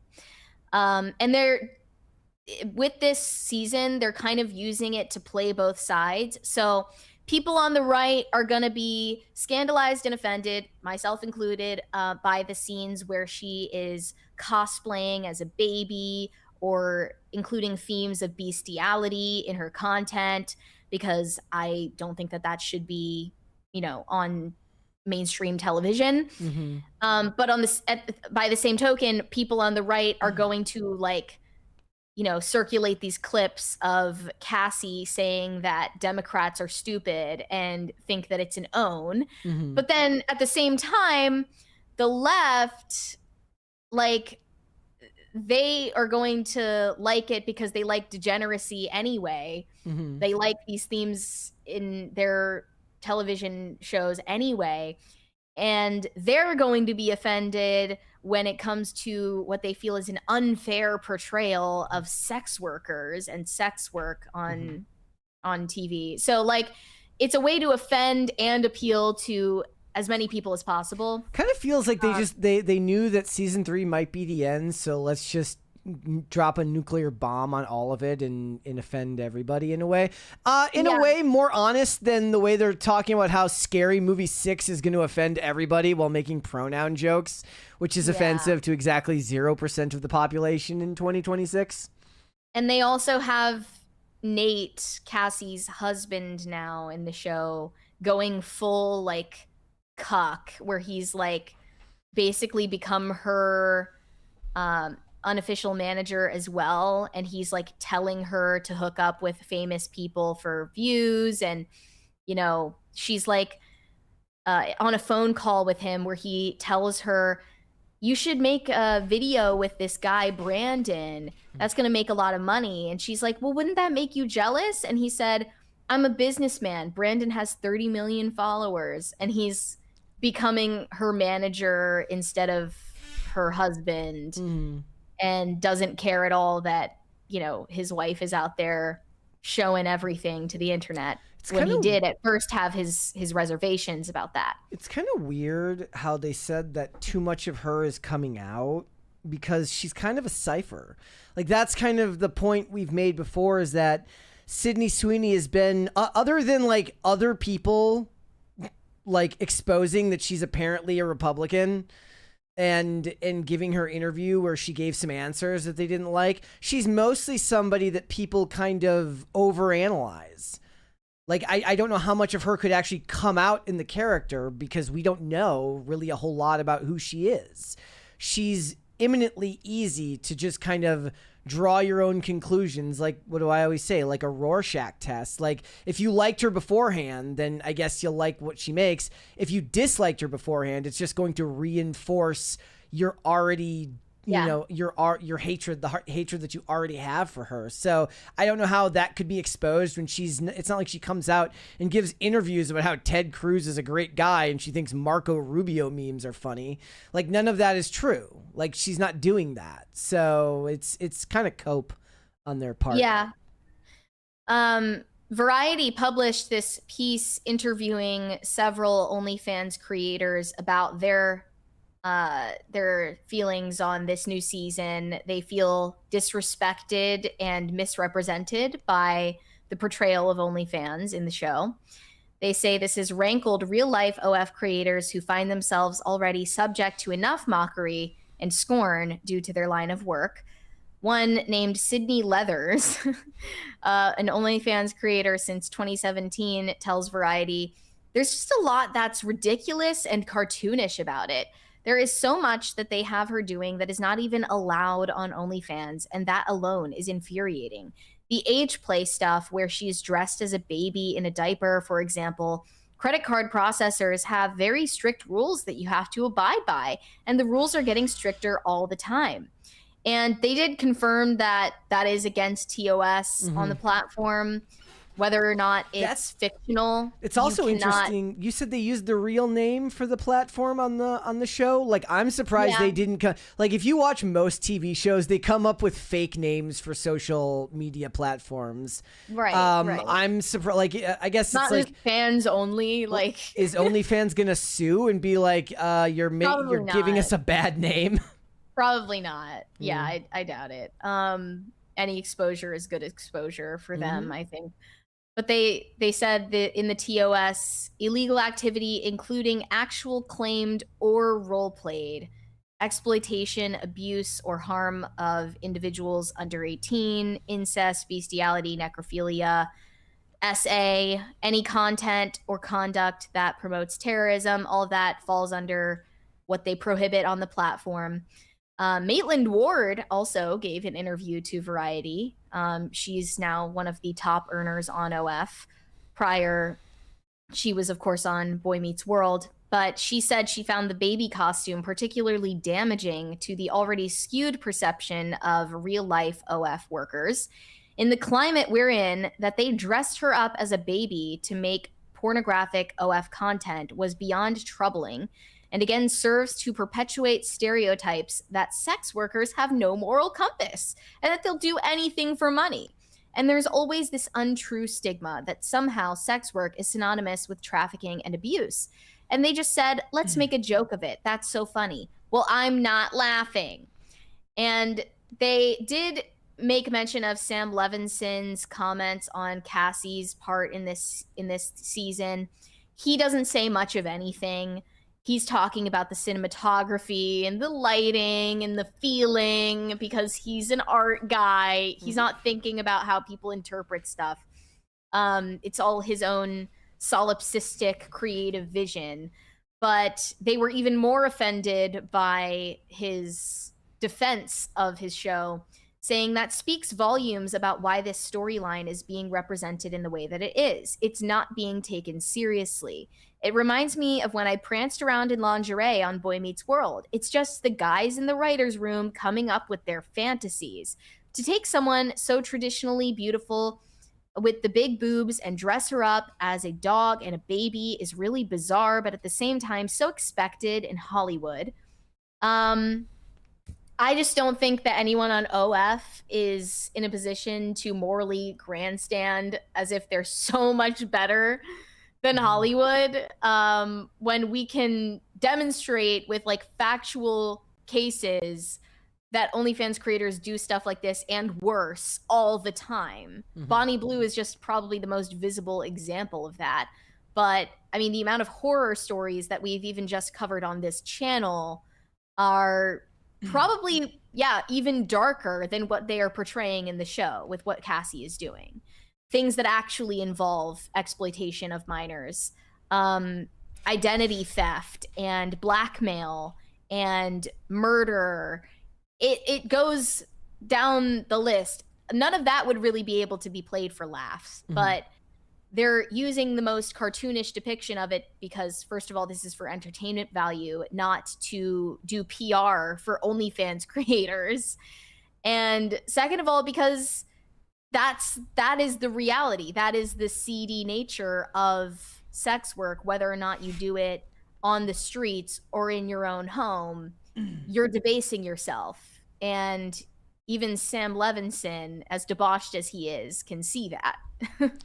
All right, let's move on. Let's talk about Chelsea Handler. Has she been exposed? Yeah, let's find out. Well, I don't know if anyone still cares about Netflix roasts, but people definitely care about Shane Gillis. He has a huge fan base, and he hosted the Netflix is a Joke festival this weekend. He hosted particularly the roast of Kevin Hart. But when he was making his closing remarks, he delivered some jabs at another member of the audience, Chelsea Handler. And then she had the chance to respond to him on stage with her own digs. And it got really dark and really awkward. I would compare this to maybe Ricky Gervais hosting the Golden Globes in 2020 prior to the pandemic, but even more awkward and even less of like something that's played for laughs in the audience. Ricky Gervais was performing for an audience at home, not the people that were in the room with him. And I believe Shane Gillis was trying to strike a similar note here, but it just didn't really land with me. So here's what he said. Chelsea is a Zionist, not saying that's good or bad. Speaking of dead kids, she's a big fan of abortions. Chelsea's been scraped more times than the grill at Benihana. Speaking of tossing tiny shrimp into a child's mouth, Chelsea Handler went to dinner at Jeffrey Epstein's house in 2010. It's just a fun one. You can look it up. There's articles. It wasn't a big party. It was like 7 people there. Prince Andrew and Woody Allen were there. And people in the audience were just audibly wincing as this got delivered. And Chelsea Handler, they didn't even pan to her for a live reaction, probably because she was pissed and not laughing. And I don't know if he really like accomplished what he set out to do with this one, because it does feel profoundly unserious. And I saw a lot of comments that reflected the same sentiment. So I just want to say, this is not a case of him unearthing some shady secret about Chelsea Handler that no one had heard about before. This is a story that Chelsea Handler has actually told herself back in 2021 on a podcast with Rob Lowe. And she went to dinner, in fact, at Jeffrey Epstein's house with a few other celebrity guests in attendance because she was accompanied by Katie Couric. And this is how she told the story. I did go to dinner at Jeffrey Epstein's house. I didn't know who Jeffrey Epstein was. Now, if you did your due diligence back then, you would find that he was already convicted in 2008 for procuring a minor for prostitution, but she claims not to have ever heard of him before, so whatever. There's no way to falsify that. She continued, it was like I don't know what year it was, but it was a long time ago. I went with Katie Couric. Woody Allen and Soon-Yi Previn were there. That is Soon-Yi, his former stepdaughter turned wife. Yep. Charlie Rose was there. I was at that dinner party, but not for very long. When we got there, I was like, what is this gathering? Prince Andrew was there with no one. He was there with Jeffrey Epstein. They were friends.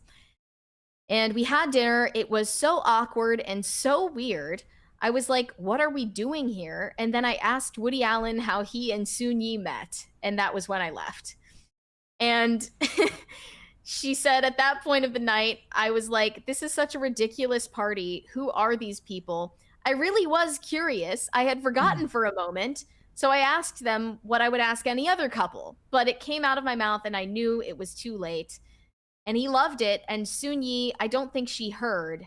Katie Couric looked at me and was like, let's go. I love social faux pas stories. That's a great one. But could you consider that a faux pas? I'm not being rude. Marrying your stepchild, that's rude. So I don't even consider it a faux pas. And then she, of course, clarified that was the only time that she ever saw Jeffrey Epstein. She said, I've never been on the private island and I've never been on his plane. I met him one time and that was the time. That was a star-studded moment. Yes, and it was very confusing. So she told this story herself not even that long ago. Shane Gillis is delivering it like it's this bombshell that no one's ever heard. Weirdly, I had never heard this story before, but it doesn't seem like damning evidence that she was involved in any criminal activity or aware of any criminal activity. Although, of course, we are never going to know the full story. So that was what he said on stage. And then Chelsea Handler had the chance to get back at him, and it really didn't hit the same. So let me grab that comment.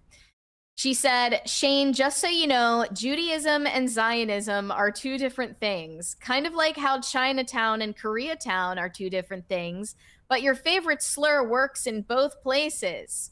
Shane has been accused of being anti-Asian, which is ironic considering he has the complexion and physique of a steamed dumpling.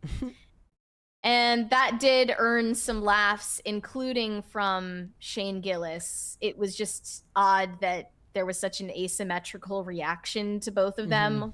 Oh, your microphone cut out there. The funny thing about it is, for her, like there was no coming back from it because you could tell that she was hurt by it. And when you get in your feels and things like that, you've already lost. In a way, like somebody asked in the chat, I thought it was funny. They said, so where was the joke? I mean, the jokes were what he said leading up to that.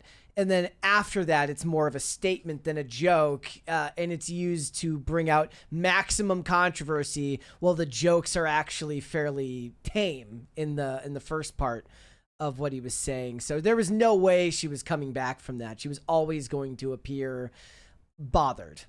Yeah, she seemed butt mad for sure. Yeah. Nothing she could do about it. I mean, look, when it's attached to something like that, especially if you're someone like her and she's like, look, I didn't know the dude. I saw something in the chat like Google existed at the time. People didn't Google everybody in 2000. Like, I don't know if she knew who this dude was, if she knew who Epstein was. That's a completely different story. But in lieu of like evidence that she did, like she's been put in the position where she is now on the defensive.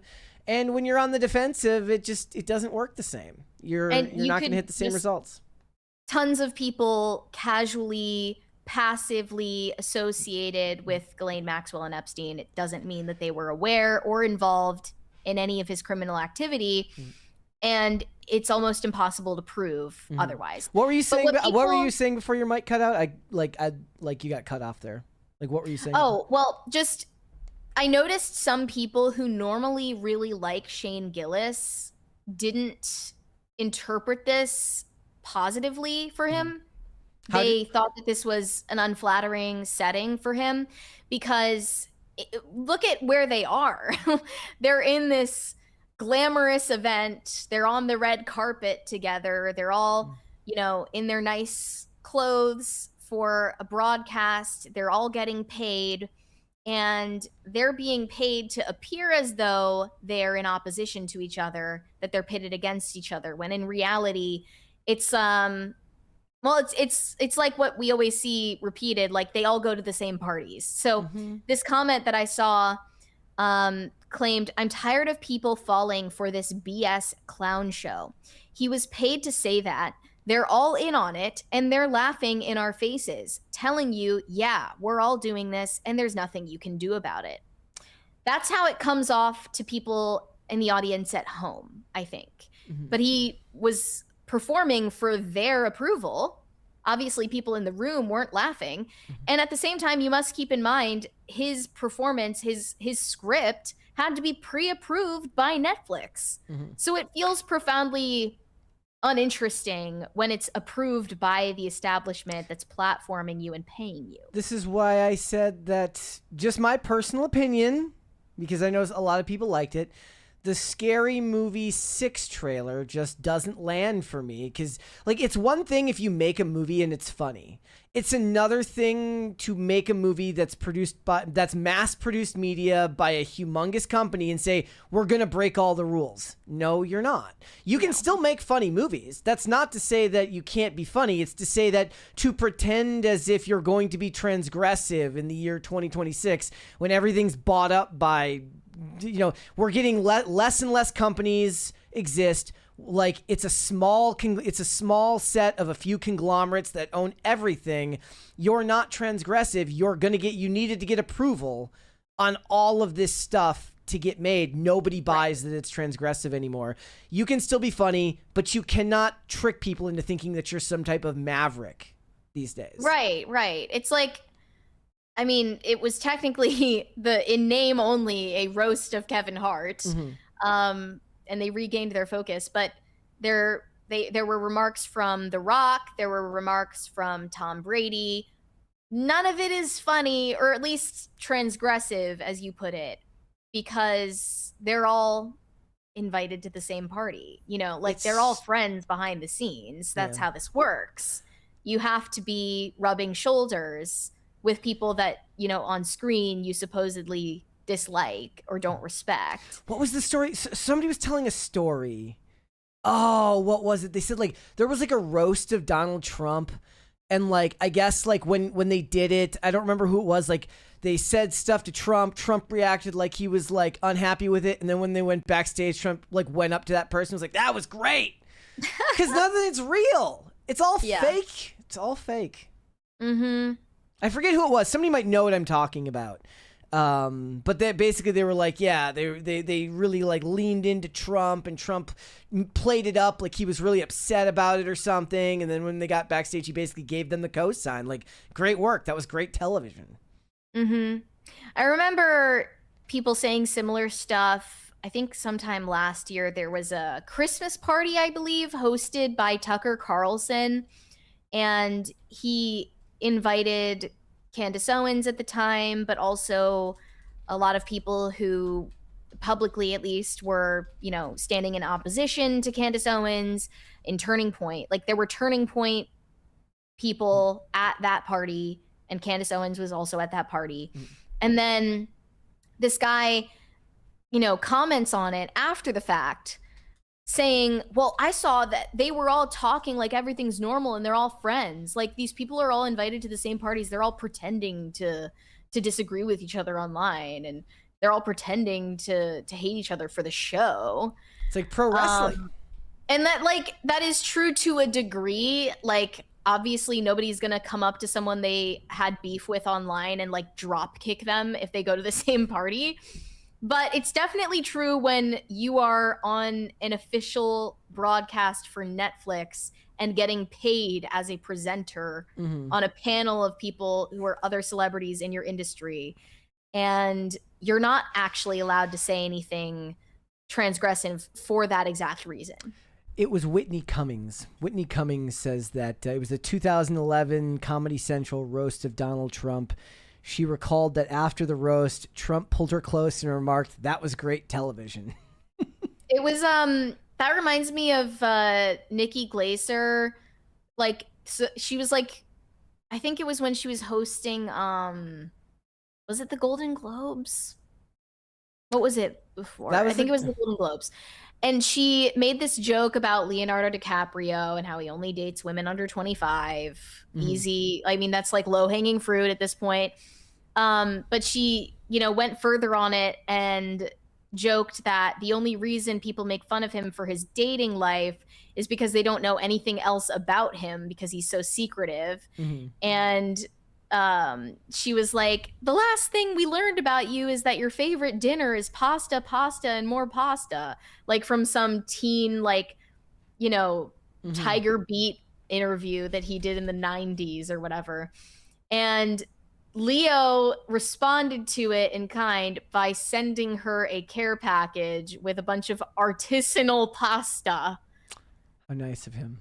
And she does an interview about it after the fact, saying like, oh my gosh, like, does Leo want to smash?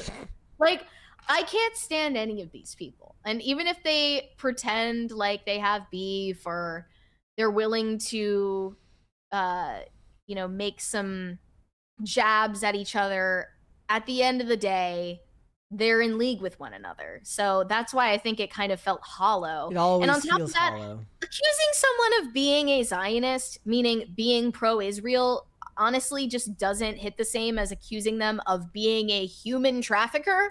Yeah, so that was a weird contrast. It doesn't feel tonally appropriate. I just don't know how, outside of the people that are terminally online, if they're thinking about this stuff.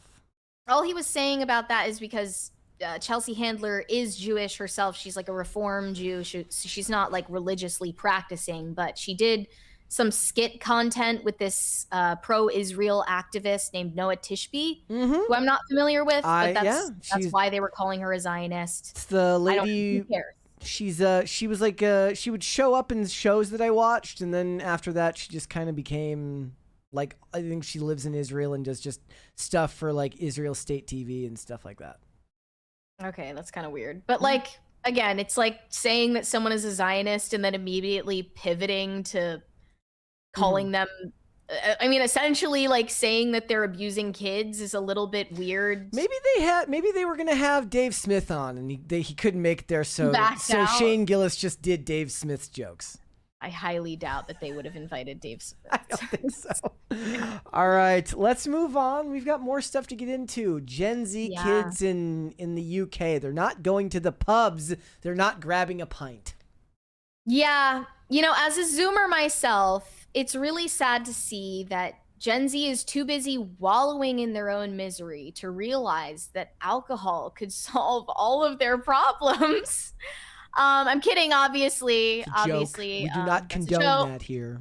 It's a joke. But, I mean, in spirit, it's true that they do need to kind of let their hair down a little bit. And one of the reasons why they have strayed away from drinking alcohol is because they're constantly self-conscious. They feel watched. And it's partly imaginary and partly just the reality that we live in now in the age of social media. The reality in the UK, though, is the pubs are closing at a rapid rate. I think it's 3 breweries are closing in the UK per week, and 8 different pubs in the same time frame per week are closing. And it's mainly because the younger adults are not supporting these establishments because they're not interested in drinking as much as prior generations. And there was this whole article about why this may be. The only valid reason I think is cited here is the cost. It's hard enough out here with, you know, inflation and rent and student loan debt and car payments and healthcare. I understand that you can't really justify going out on a weekly basis or more often than that on a Friday or Saturday night and buying drinks that are like 10 to 20 bucks each. They're usually in that range. That's a valid excuse to not go out, but the rest of it is sort of self-imposed misery. So they first interview the owner of a family-run traditional pub in the UK, who says that it used to be packed every Friday and Saturday with people standing shoulder to shoulder. You don't get that now. People will walk in, see that it's too busy, and walk out again. They don't want to be in close proximity to people. This is the Criterion Bar in St. Andrews. He says that 2026 is going to be the worst year that the pub industry has ever faced. With rising prices, increased staff costs, and changes to business rates contributing to his troubles, he says there is something else going on. The COVID pandemic was a watershed moment, and young people who came of age during and after that period behave differently in social settings. They don't like busy environments, and they don't like large groups of people. Increased screen time for Gen Z gave them difficulty keeping eye contact, making small talk, and engaging with people. Gen Z are often viewed by older generations as more anxious and less spontaneous, preferring pre-arranged activities with people they know to large crowds of strangers in a packed pub. The cost of living crisis and concern over the prospect of their night out being plastered all over social media are other factors which make under 30s less likely to take the risk. Do you think it's the cost, or do you think it's literally the socialization? I mean, Gen Z spends their money irresponsibly. So I'm not buying that that's the reason why this is happening. It is, I think, the social implications. Yeah. I think also it's just the amount of it is just they've gone to smoking weed, and smoking weed can be a solitary existence. You do not need to do it with other people. So therefore, like, smoking weed on your own is one thing. Drinking on your own implies something vastly differently. So... Shout out to Jeremy Clarkson for this incredible op-ed in the Times about the shift from alcohol to weed in Gen Z. He said, of course Gen Z loves weed. It's kale in a Rizla. Cannabis makes you violent and boring. It should never be cheaper than an ice cold pint. He said, some time ago, the worldwide band of increasingly odd Gen Z people decided to stop working and mating, and now, alarmingly, they've decided to stop drinking alcohol as well. They have switched from wine to water like a bunch of mad reverse Jesuses. To try to address the issue, French wine growers have decided to make some of their full-bodied reds more watery by chucking the vine's stalks and stems into the fermentation process. This apparently decreases sugar content and reduces the alcohol in each bottle, but they hope it will make it more appealing to sexless Gen Z weirdos. There is a downside, though, because if you use stalks and stems, you do make the wine revolting. So they're replacing lovely wine that gets you a bit pissed with a wine that tastes like battery acid and doesn't. It's why this ancient practice was stopped in the first place. On this side of the channel, the Gen Zers, I can't believe yes, well, you had to say are that. also causing problems, only here it's with beer. And they're citing this stat about 3 breweries per week and 8 pubs per week facing closures. And the 28-year-olds who believe they survive on water alone aren't exactly helping. Now, I should explain at this point that I have a vested interest because in addition to my farm, I have both a brewery and a pub. No one spots business opportunities and trends better than me. And I decided to have a think about why Gen Z people are behaving so strangely. Why, as a species, we have been drinking beer for 9,000 years, have they just suddenly decided to stop? Obviously, health is now an issue because someone with pink armpit hair and a keffia recently decided that if you go to the pub with your mates and have a couple of pints and a laugh and maybe a kebab on the way home, you may be a red-nosed Tory. Far better to do a downward dog and drink something effervescent from amongst limestone well in Nepal. But actually, if you talk to Gen Z kids, they'll tell you that beer at 6 pounds a pint is the main problem. Because it might as well be 6 million if you have a student loan to pay off and you're not prepared to earn a bit extra by going online and putting things in your front bottom. We've talked before about the idea. We did a whole topic probably a couple years ago about how the idea, like, they're going to the grocery store and they're spending more money on like high quality food because they're like, look, I'm never going to pay off my student loan. I'm never going to own a home. I might as well take the good things in life while I can get them. And if that like little sweet treat means like making a good dinner for yourself, they'll spend the money on that. So I don't necessarily buy that it's that. I think that this has more to do with the social implications. It has a lot to do with phones. Yeah, definitely. I mean, on that point though, that is getting catered to because there's this huge surge in boutique health food grocery stores that aren't the health food of the 2010s, meaning, you know, plant-based and all that stuff. It's like you're buying like grass-fed butter and like beef tallow and Alex Clark is like knocking on the door it's right like now. It's like Maha coated, but extremely expensive boutique grocers are popping up more often than pubs and bars. There was an article the other day about people falling in love at Erewhon. Oh my gosh, they're like, that's horrible. They're like, we're not going online. They're not dating online. They're going to meet people at Erewhon. Well, another one of these bar owners in the piece said that she met her husband in a pub, but young people these days are more likely to meet in the gym because they're so focused on wellness Or and running incorporating groups. that into their lifestyle. Running groups. Run clubs, yeah, that sort of thing.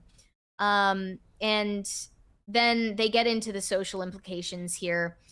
So Louise McLean, who runs pubs such as Cold Town House in Edinburgh and Church on the Hill in Glasgow, says the demands of younger customers have completely changed.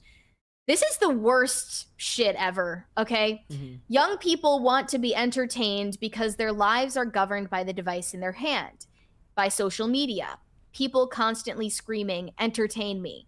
Whether that is a sport, whether it's music, quizzes, wreath making, whatever it is, it's all about experiences.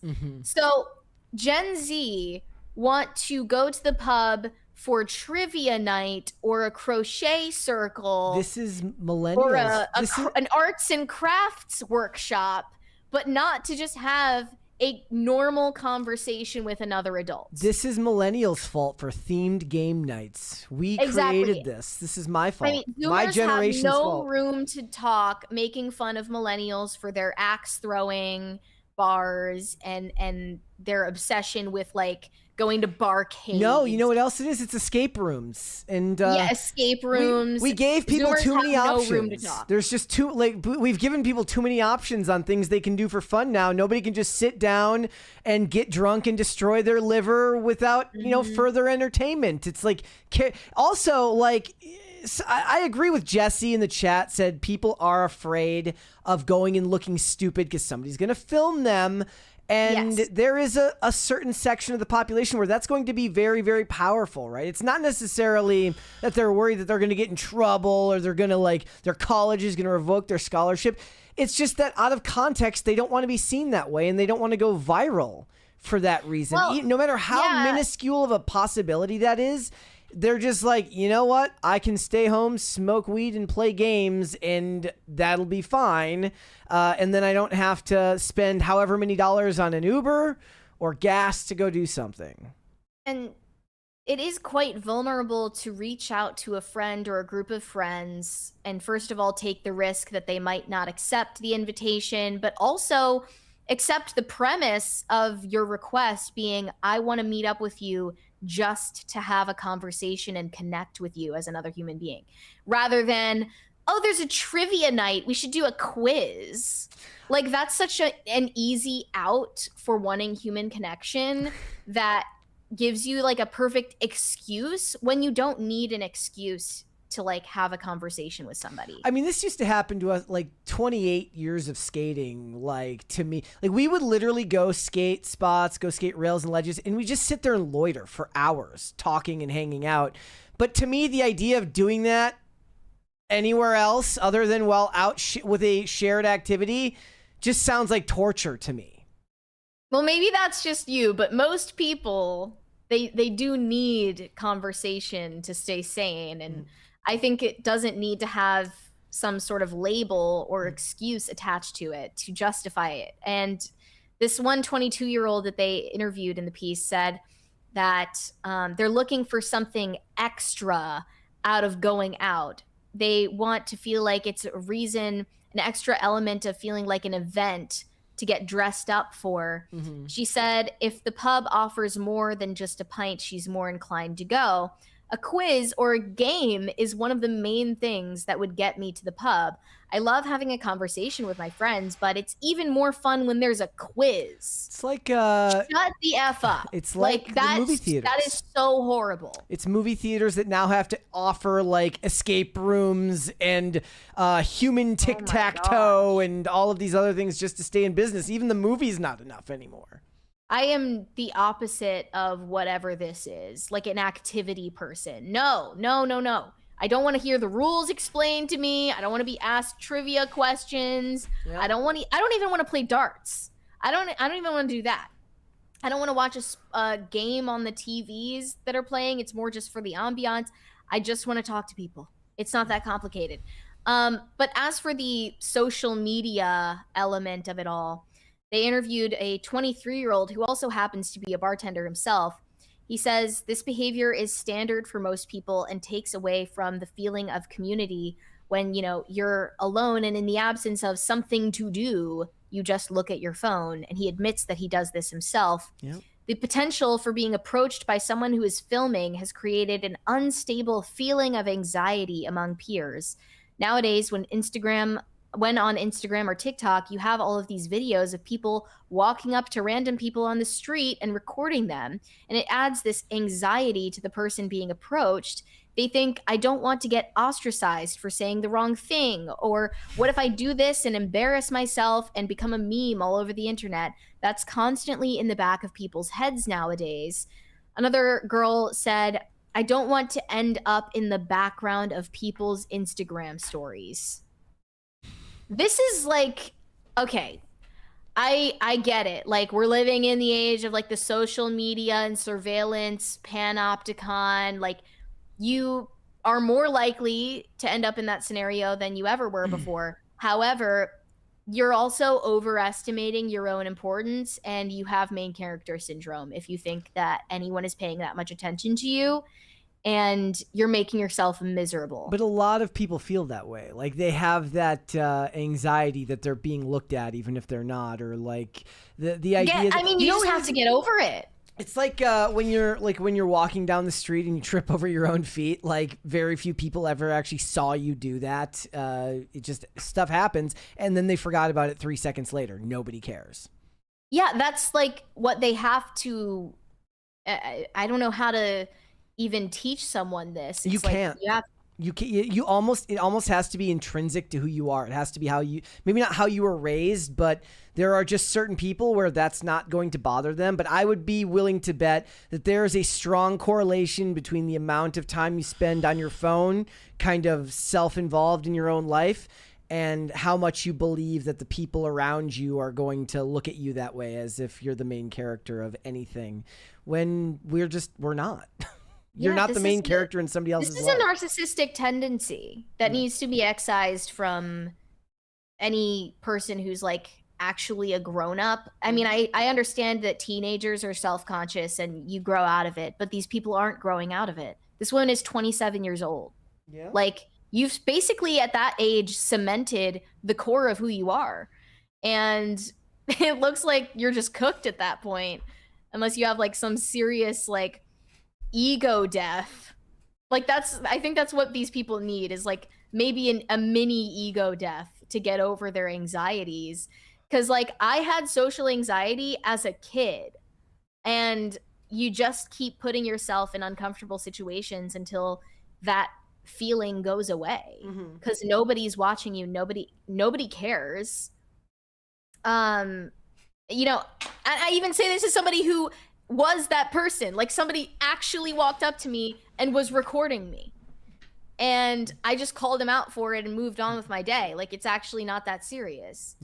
But yeah, they just, first of all, are like looking for a weird way to like avoid vulnerability by admitting to their own friends that they want to have a conversation with them, and avoid vulnerability by being in public in general, instead of doom scrolling in their bed and like ladaring. That's what Clavicular calls it. He calls it ladaring. Laying down and rotting. Kloonberg says, Brett, that logic goes out the window once you look at the millions of videos of random people being made fun of on YouTube or TikTok. Well, if we're talking about people that made the videos themselves, that's different than somebody being in the background of somebody else's video. And even then, that's your own prison that you kind of create for yourself. You have to put like actual real world experience and living a life ahead of that fear. And I'm not saying I don't get it. I get it, like 110%, but you're sacrificing a whole lot there. And that's coming from somebody like me who isn't the most social person. Like, very, very much so, Olivia will be the one to be like, we should go do this today. And I'm like, okay. Like, very rarely am I the one who wants to make those plans to go do things. But that doesn't mean I don't get out and do things.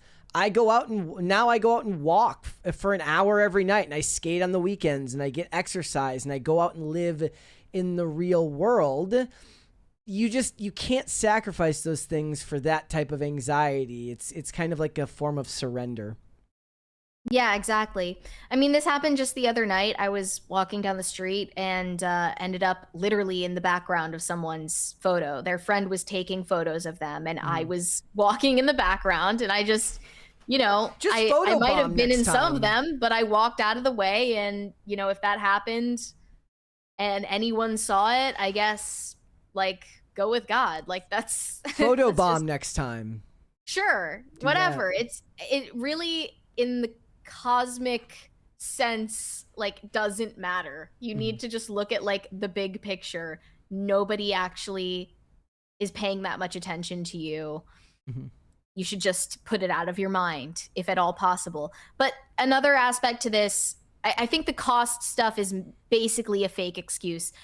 But the other aspect to this is this wellness trend, this obsession with health and optimization, early bedtimes, acting like you're a grandma when you're only 26, kind of humble bragging about being a loser on social media. That was a millennial thing. Long before Gen Z was like, it's a Zoomer thing I too. It's like, I don't go out on Friday. Look, I was that person.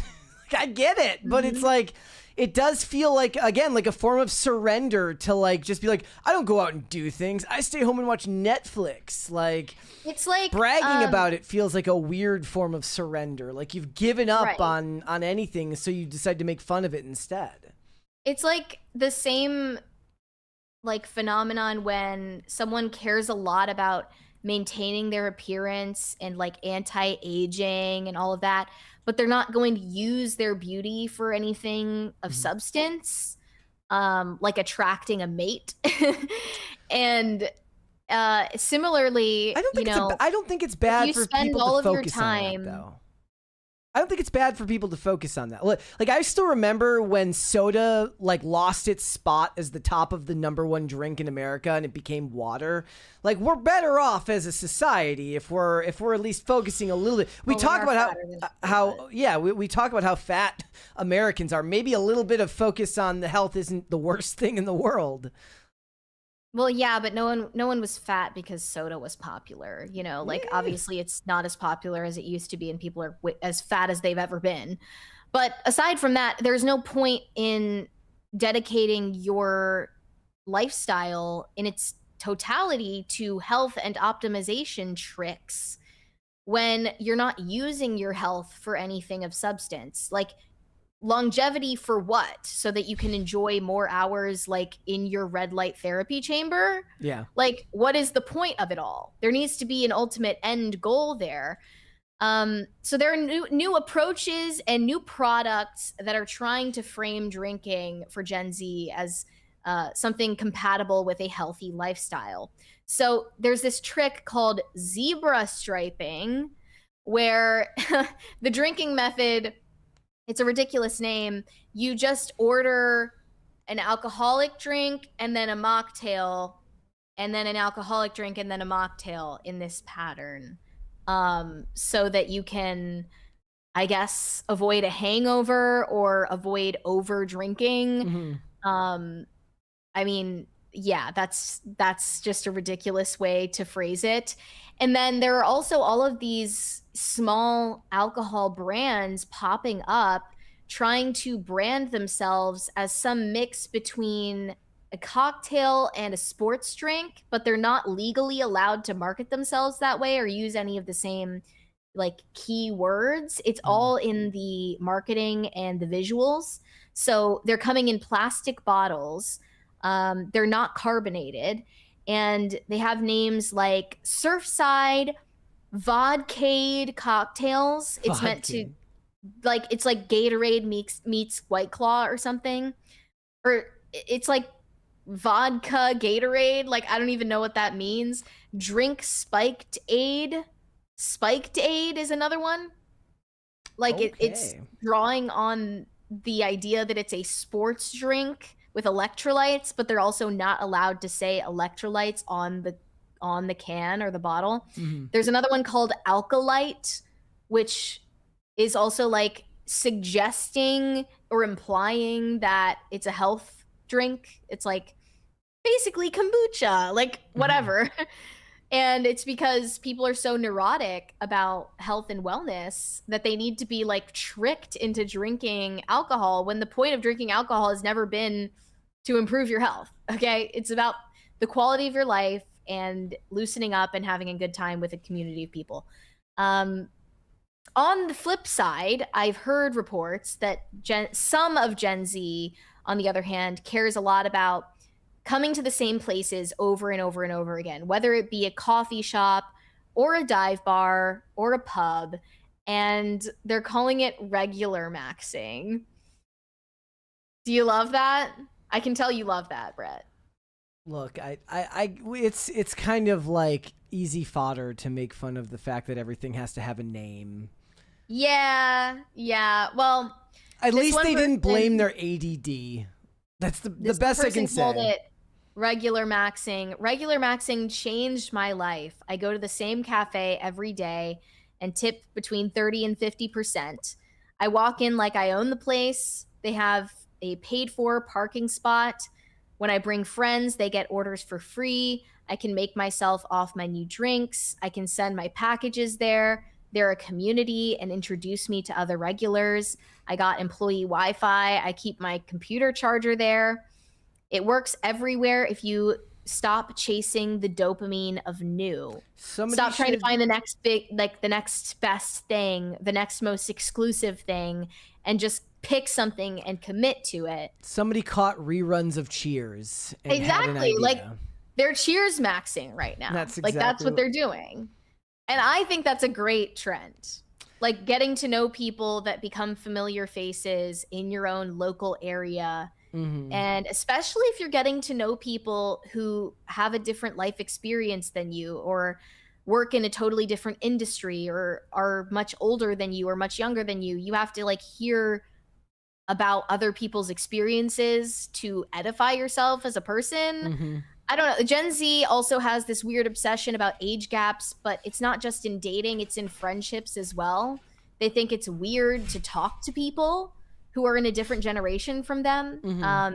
They're obsessed with being able to relate to someone and like the same memes or the same music and the same media when that's all shallow anyway. In lieu of a shared activity, like the great thing about skating was like my friends were from all over the state and, you know, varied in like at some points I was the youngest person in that group. Not by, it wasn't like a huge gap in years, though there was a couple of dudes who still came out that were older than a lot of us. But for the most part, it's like they weren't all people in your same grade, right? Like when I was a senior in high school, you skated with people that were anywhere from 10th grade up through out of high school for a couple of years at that point because the shared activity was the point. That's a lot harder now, especially with how fast, like if you don't have a shared activity, culture moves so fast, you know, and you're talking about looks maxing and some dude who's 2 years older than you says clavicular what and doesn't know what the hell you're talking about. Clavicular? I barely know her. Oh, exactly. Yeah. Well, this is all in all a discourse flashpoint. It's a bunch of op-eds and tweets. And it doesn't exactly reflect reality. I still go out and I see, you know, Gen Z out and about, socializing, drinking, doing all the things that people have done for millennia. It's just still something that does need to be addressed because the alcohol industry is losing billions of dollars. I think like hundreds of billions of dollars at this point. It's not entirely just a discourse bomb. Yeah. Yeah, it's I saw people talking the other day about clavicular is like doing the OF manager thing now, and they're like, we feel betrayed. I'm like, oh no, we're gonna have. They feel betrayed, do they? I was like, we're gonna have so much more discourse coming soon. Great. We got. Well, I thought everybody knew that about him. No, but I guess he was keeping it under wraps until more recently. Drummer comes up clutch in the chat. He just gifted 20 PCC channel members. Good job. Thank you. That means, ladies and gentlemen, to whoever those 20 are, if any of them are watching live right now or on the rewatch, you can go and check out the PCC live we did on Saturday reviewing both Mortal Kombat 2 and The Sheep Detectives. So you can go and check that out. All right. Let's move on. Let's go to the super chats. Katie said, "Hi, Brett and Mary. I am not worried about hantavirus, but the health minister of my country is bringing people from the ship to my city to be at a COVID camp. That's horrifying. They're actually being allowed to dock this time." It's gonna be fine. Don't worry about it. Like, I felt bad for them, but also I was like, please don't come back. Like, we don't have time for this right now. You were pulling the Kamala. Don't come. We have a lot Please going. Do not come. Yeah, I was like, do not come. Okay, that's worrying. Burned Oils said, "I bet Mary's parents made up that she's Irish to make her feel special. They probably take her to Ireland once a year and make her visit old people they paid to pretend they're her relatives. LOL." That would be quite it's an elaborate ruse. Yeah. I have been to Ireland 3 times now, and I didn't meet anyone who was related to me. I don't think I have any relatives there, but maybe I'll do the 23andMe so no one is accusing me of stolen valor. Boston said, "Doom movie, not family friendly, but still amazing." Wait, I never saw the Doom movie with this is The Rock, right? Unless you're talking about Dread with Carl Urban. I thought that came in during the Carl Urban section. Was he in both? Because I never saw the Doom movie. That's apparently like one of the worst. But yeah. Maybe it's so bad it's good. Could be. Pop Culture Junkie said, "Mary, I agree with your theory about family-friendly movies based on video game IP to be the sweet spot for box office success." Mm-hmm. Thank you. That is for the 20 memberships. Oh yeah, I forgot about that. Is that integrated into the No, not crisis yet. meter yet? No, Okay, I have we're to. working on that. We're gonna work on that. But yeah, thank you for that. Thank you guys for reminding me. Shane H. Wilder said, "Okay, what about the Cookie Crisp crook? Not the wolf, but the burglar." I remember that.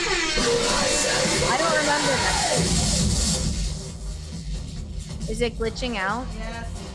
Uh-oh. Better not do this whole thing again. If it says the whole thing again, I'm gonna be pissed. Wait, I'm gonna look up the Cookie Crisp burglar because I don't remember this guy from the commercials. Oh yeah. No, I wouldn't say he's a hear me out, but neither is the wolf. That would flag me as a furry. But the apple from Apple Jacks was my guy. What is happening back there? It's glitching out. That's okay. You know, what can you do? I guess we have to just let the lights go. Yeah. They're not stopping. No. There we go. Okay, we're back to normal. We are. Robert Delara said, "The Mortal Kombat box office early returns does not bode well for the upcoming Street Fighter. Mortal Kombat was a more popular game. Street Fighter also does not have a real box office star." Yeah, it's like WWE guys in there. I'm optimistic about Street Fighter. Street Fighter also comes out later in the year. Not early summer, so maybe it ends up being like a sneak hit. I think it comes out in like October or something like that. I think that one could end up being a sneak hit. Plus, I don't think that Street Fighter has the same maybe I could be wrong about this because other people are the gamers and not me, but am I wrong to think that Street Fighter will have less expectations than Mortal Kombat? Maybe I'm wrong. Somebody can let me know down below if I'm wrong about that. Was it your theory that side-scroller games are more easy to adapt into a movie than other types? My point was more like games without tons of lore seem to be easier to do because there's less points to hit for a lot of them. Like Twisted Metal, the TV series, I really liked that first season, but that's because I was like, I played Twisted Metal when it was on PlayStation 1. I didn't even have a PlayStation. I had to go to a friend's house to play it because I had a 64. And I was like, I don't remember there being any lore, but that doesn't mean there isn't now. You know, everything seems like it has lore now, but it feels like it's easier to adapt stuff where you only have to wink and nod at certain aspects. Like, I imagine making a Metal Gear Solid game would be a lot harder because of how much, story there is there. But maybe I forget. Did the D&D movie do well? Yes. I mean, relatively speaking, yeah, it was a pretty surprise hit. Shane H. Wilder said, I'd watch Mortal Kombat if Shakespeare were in it. Would his fatality be slings and arrows of outrageous fortune? Maybe in the next one, in the third movie. So, no in the chat says Twisted Metal definitely have lore. Yeah, but I don't think that they were going into it expecting anybody to know it. Because it's such a callback as a franchise goes. I don't think anybody when they like made that show, they were like, let's make a bunch of references. They're not going to be like cross-checked. Yeah. Yeah. When it comes out. Moon at Noon sent us a sticker earlier. Thank you. Thank you. It's a rose, it looks like. See. Pop Culture Junkie said, could Borderlands have been saved with better execution and casting, or was the IP it was based on just not adaptable to the medium? I don't know, because I never saw it, because I never cared to see it. But if the video game people didn't show up to see it, perhaps it was the casting. Did we get this one from Shane earlier, this 20, about the Odyssey? I don't know. If we didn't, I'm sorry. Maybe we missed this one. Okay, sorry about that. The Odyssey will not flop because normies will go see it without knowing who is in it. Think about it. 1, it's a Christopher Nolan film. 2, it's a fantasy epic. It's licensed to print money regardless of who is in it. It was funny to look at like the IMDb credits and like Homer gets a writing credit. Long since. Who's involved? Yes. Cleggy said, fire Nolan and replace him with Mel Gibson. All the actors have to learn ancient Greek, and the whole movie is in subtitles a la Passion of the Christ. As cool as that would be, I think a lot of people would actually not go for that reason. Mm-hmm. And like it or not, Christopher Nolan is a draw. By the way, guys, since we did just get 20 new channel memberships gifted, there is a bucket emoji now in there. You can spam the chat with buckets. Well, Bucket the cat, not a bucket. Maybe I'll add a bucket next. Shane H. Wilder said, I'm enjoying Robert Fagel's translation of the Odyssey. It's a beautiful balance of readability and accuracy, kind of like Seamus Heaney's Beowulf translation. Okay, I believe those are the translations of both the Odyssey and Beowulf that I was assigned to read in school. So I learned those were the ones that like are acceptable to the classical studies majors. Yeah, we got a couple of Rumble rants here. One from West says, I know Mel was talking Jews, not Israel. Still similar enough that Barrera should have known.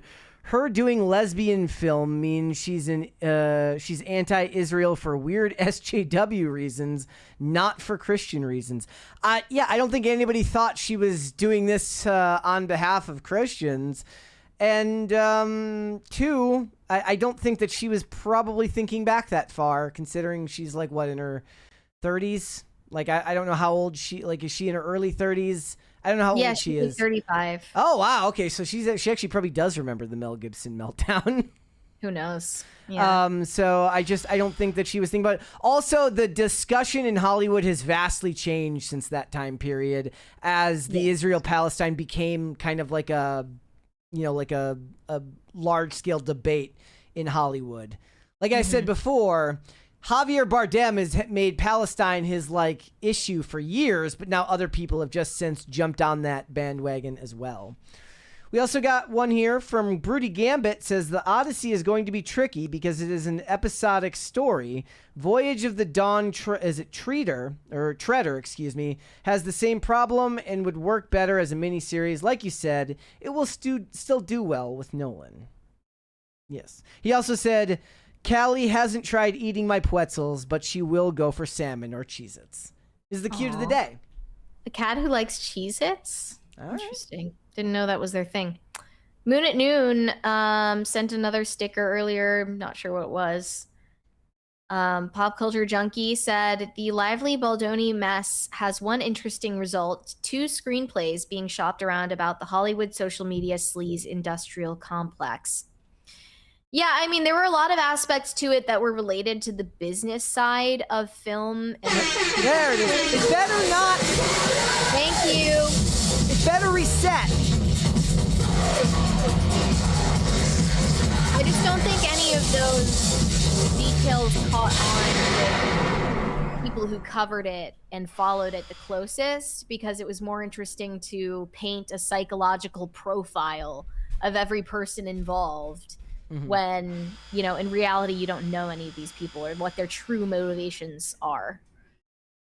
So it kind of just turned into perfect, like, fan fiction for people.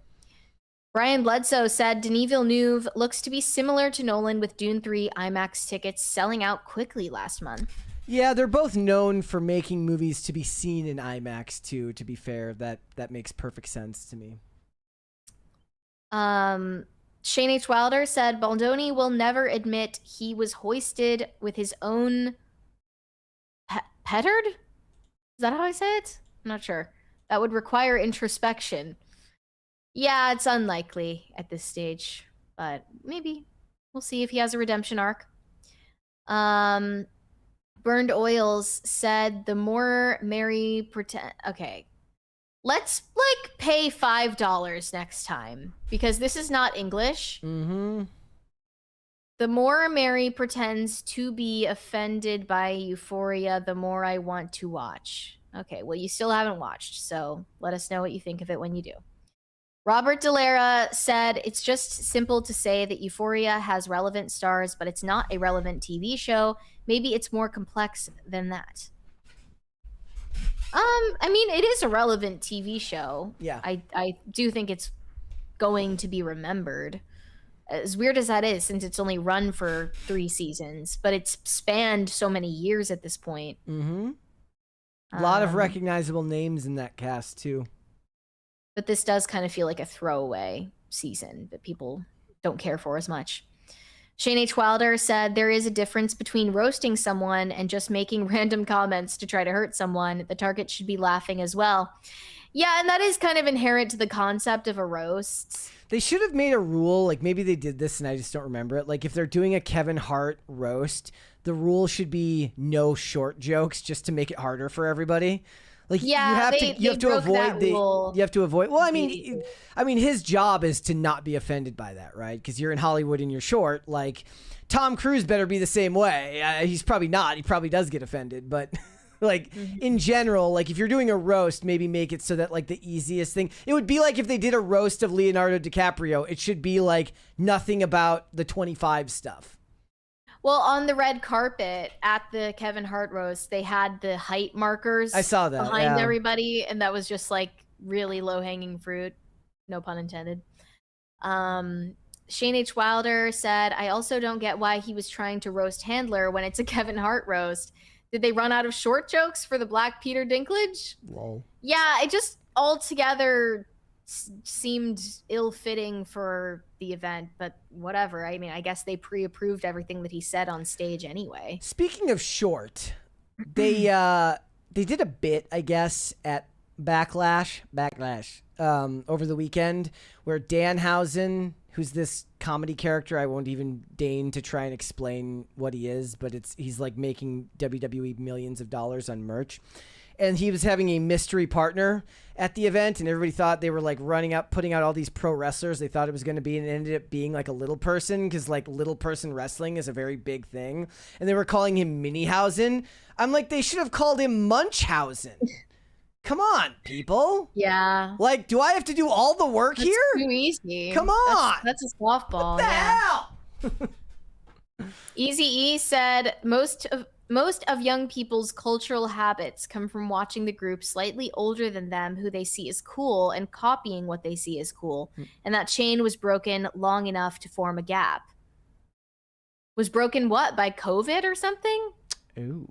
I don't know. I was thinking about this just the other day, that as I, started being more active on social media in like middle school, most of the content that I was consuming while I was just a lurker was from Zillennials who were like 90s kids, still, millennials or Zillennials. And that's like what I was most influenced by. But now we're at a stage where the alphas are coming up and they're getting influenced by Zoomers, which is very weird to think about. I don't know. There's a 20 there from Pop Culture Junkie. A petard is a small historical explosive device Used in warfare to breach doors or walls, it is now primarily known through the idiom hoist with his own petard, which means being caught in one's own trap. Ooh. Thank you for educating me Thank today. you for that. I had never heard that word before. Shane H. Wilder said, I wonder if COVID and social media stunted Gen Z social skills. Go out, have a whiskey drink, have a vodka drink, have a lager drink, have a cider drink. I don't even believe the COVID excuses anymore. Yeah, it just doesn't seem real to me.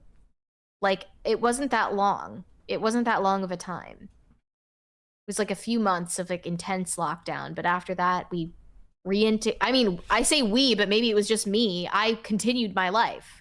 I fully admit that I'm one of those people that I romanticize it because I loved it. Like, because I could skate literally anywhere, and I had all like unless I was at work, it was like World War Z, and I got to just go outside and do whatever I wanted. Nobody bothered me. I didn't get kicked out of any skate spots. There was just the ability to roam. No cars on the road. Businesses were empty. It was I knew what I was experiencing was a once in a lifetime thing. Not to say that it was a good thing for society, but that I had I got a unique benefit out of it that just wasn't there for most people. Like I felt bad as I'm like going up through the park to go skate a rail, and the basketball hoops have like boards over them. And I'm like, you poor people who probably just want to go out and shoot hoops, and the government's like, nah. Yeah. Yeah. Boston said $2 for the correct Karen dime piece ghost Lady Mary. Thank you. Shane H. Wilder said bar conversations are some of the best conversations unless you have some dude walk up and ask if you have any booger sugar, then ask if you're a cop. Has that happened to you? That sounds very specific. I never thought that things like that happened in real life until it happened to me, and I was like, nope, don't have any coke. Sorry. Good luck. Like I'm on it? Do I seem like I'm under the influence? Okay. That was weird. Pokemon fan said, would you both debate Brian Shapiro? Is Brian Shapiro the dude in charge of Pennsylvania? Who? Is this a real person? Is Brian Shapiro the governor of Pennsylvania? Is that the guy that they're going to run for the presidency this year? I have no idea. I don't know anything about politics, so no, I guess I won't. Unless I thought that it was just a joke where they were like misnaming Ben Shapiro. No. But yeah, I don't really follow politics that closely, so I'm not sure. I guess the answer would be no. I am still all in for Fetterman 2028, though. My opinion hasn't changed. What? Why? Because Fetterman's awesome. I don't care if he votes far left on everything. He's hilarious. All right. I'm all in for Fetterman 2028. Shattered Skull said... Sorry, that's Josh Shapiro. Thank you. Josh Shapiro is the Pennsylvania guy. Oh, okay. I was confused for a second. Because it's just... I knew there was some Shapiro. Thank you. Then who's Brian? Who's Brian? I have no idea. It's a name I hear on X, and I don't investigate further because I don't care. Brian Shapiro loses it at Riley Gaines. Okay. Oh no! What are they arguing about? Is it about men and women's sports? I'll leave it to Riley Gaines then. Okay. Shattered Skull said, sorry, but I'm an autistic fuggo. I don't get to go up and talk to people and walk away without feeling completely reviled. Yikes. I don't really have any advice for you, and I also don't know if what you're saying about yourself is true or satire or what. Do you have any advice for an autistic fuggo, Brett? You should probably work on your appearance and how you come off to people. Yeah, I mean that depends. Are you actually autistic, or is this one of those lol LOL I'm autistic things? Because I don't know the difference anymore. I don't know. All right, R.I.P. I guess. We'll stop telling you to be happy. Yeah.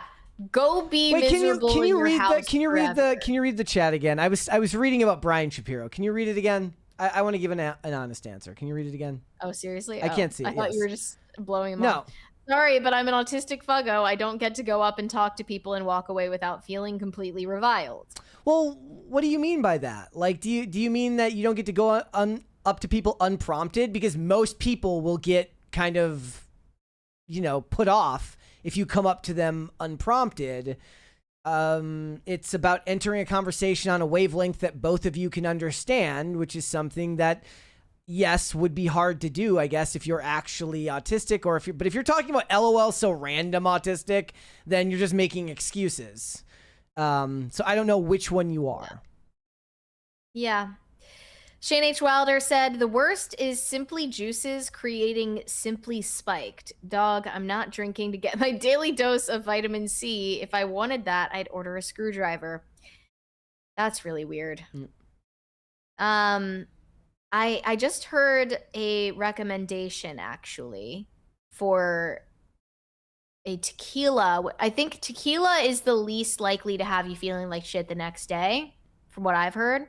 And specifically Lalo, this particular brand of tequila. I've heard people say it works wonders. So let us know if you've tried that, what you thought of it. Shane H. Wilder said, I am my father's son. I can talk to anyone. It's an amazing trait to have, but if you don't have it, you shouldn't just accept that that's who you are, because I thought that about myself. I thought I was an introvert. I thought that I was awkward, whatever. You can be an introvert and still talk to people. That's also true.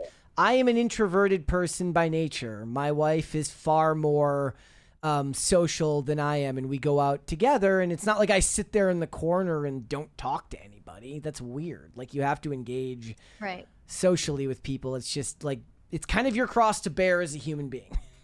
Like, as best you can. I'm not saying it's always going to go smoothly, but you got to try it. But you can also enjoy it if you just try. Brian Bledsoe said Carl Urban was in Doom and Dread. I did not know that. I never saw Doom. I love Dread, but I never saw Doom. No Control said, how about a Mortal Kombat versus Street Fighter movie? Like Marvel versus Capcom. They should do that. They should do that next. Burned Oil said, if you do 23andMe and you're not Irish, will you stop saying you're Irish? I guess, yeah. I wasn't actually serious about doing 23andMe, but I know for a fact that I do have Irish ancestry. No Control said, glad Brett encouraged me to stick with Twisted Metal, just about noped out due to the girl bossiness in early season 2. Enjoyed it overall. I didn't see season 2, so that's, I was like, I'm sorry, but paying for Peacock has just been a bridge too far for me. Even I can't justify that one lately. I have an MB server that has all the Peacock shows that I need, that I bought legally. So, I can't with that. But I'm glad you liked it. I always like to hear that people enjoy things. I don't want everybody to go into everything and hate stuff. And if you do have a family, I am once again going to recommend taking your kids to go see The Sheep Detectives. It was fantastic. Fourth 1000 said, Euphoria haters who watch everything Levinson has done beyond Euphoria are the most performative, insincere, in denial fans. It's strange. I don't really know anything beyond Euphoria and The Idol that he's done. But I also haven't watched Euphoria. It's like you're either a performative hater because you watch it to give it a fair shake, or you're a performative hater because you haven't seen it and you're hating on it. There's no winning. Shane H. Wilder said, close Mary, it is pronounced pewtard. The line comes from Hamlet. A petard is a small bell-shaped bomb used to breach a gate or wall. Okay. Okay, now I'm like even more confused than I was to begin with, but we got a member chat from Not That John Stewart. Member for 2 months says, should I have wings or Chick-fil-A tonight? Chick-fil-A. I was gonna say Chick-fil-A, but I don't get chicken from Chick-fil-A. I get macaroni and cheese and waffle fries. Okay, hipster. Mm. No Control said, Mary, not getting these refs make me feel old. What reference, though, specifically? I thought it was the Hamlet one, but... Twisted Metal? Maybe the Twisted Metal I don't even know. Penamite said, currently watching Mortal Kombat 2021 to prep for Mortal Kombat 2, and it's so expository. It's like if Michael Bay wrote secret, too long X-Files fan fiction. It's so... There's just so much looking at the camera and being like, I am about to dump a bunch of dialogue on you. You must listen to this dialogue to understand the plot. I am Liu Kang of Clan this, and da-da-da-da, and I am Kung Lao, blah, blah, blah. And I tell you what, 2 starts the same way, but luckily dips off that path. Like, it's the part where they all announce who they are while basically looking at the camera. It's awful. But other than that, the part 2 doesn't fall nearly as bad into that. And don't ever say Michael Bay anything is bad, because that's not a real thing. Everything Michael Bay has ever made has always been awesome, 110%. He's never made a bad movie. He's never done anything wrong. He's great. Continue. Shane H. Wilder said, yes, it did happen to me. It was even more awkward because the dude asked me for booger sugar, his exact words, while I was leaving the restroom. Well, it's also presumptuous, right? Like, they're just expecting you to give them free drugs or whatever for no reason. Like, we are sharing even if I had space. drugs, I wouldn't give them to you, but I don't. Like, because you're weird and annoying. Like, Mike Alvarado said, Brian Shapiro is this lolcow radio host with major TDS. Andrew and Rachel Wilson destroyed him in a debate recently. LOL. I don't watch. I'd never heard of this debates. guy in my life. I only know him through people that I know talking about him on X. I've never looked up a single thing that he's made. I'm sure my life is like 1,000 times better because I don't care about Brian Shapiro. Yeah, probably true. Brian Bledsoe said, I would bet if general public was polled about how long they think the pandemic was, it would average to over a year, if not longer. Some still not over it. That is true.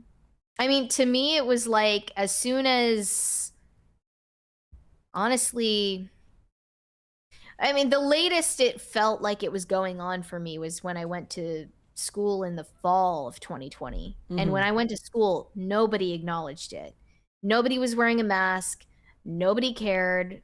Like, I got sick almost immediately, probably had it, didn't care, moved on. I got really, really sick in December of 2019 before COVID was like really a thing. And then I just never thought about it after that. I went to a super spreader event in February of 2020. So I'm pretty sure I at least got it like December of twice. December of 2019. So going into 2020, I meant that was like I still remember that. It's like second week in December. It was pretty bad. I remember. Brian Bledsoe, Shane H. Wilder said, can confirm Brett does talk to people. See, we've got multiple endorsements here. Evidence that this does happen. Not that John Stewart said turtles like hostage parties in the left lane? ? Yes, they do.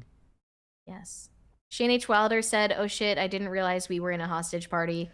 Well, we kind of did this to ourselves because we decided did 6 to topics cover more rather stuff than 5. today. Yeah. But yeah. No Control said introverts find social interactions draining of energy while extroverts gain energy. I like social interactions, but I'm dead tired after an hour. I mean, I think introversion itself is something to overcome if that's part of your personality. And I feel entitled to say that because I did.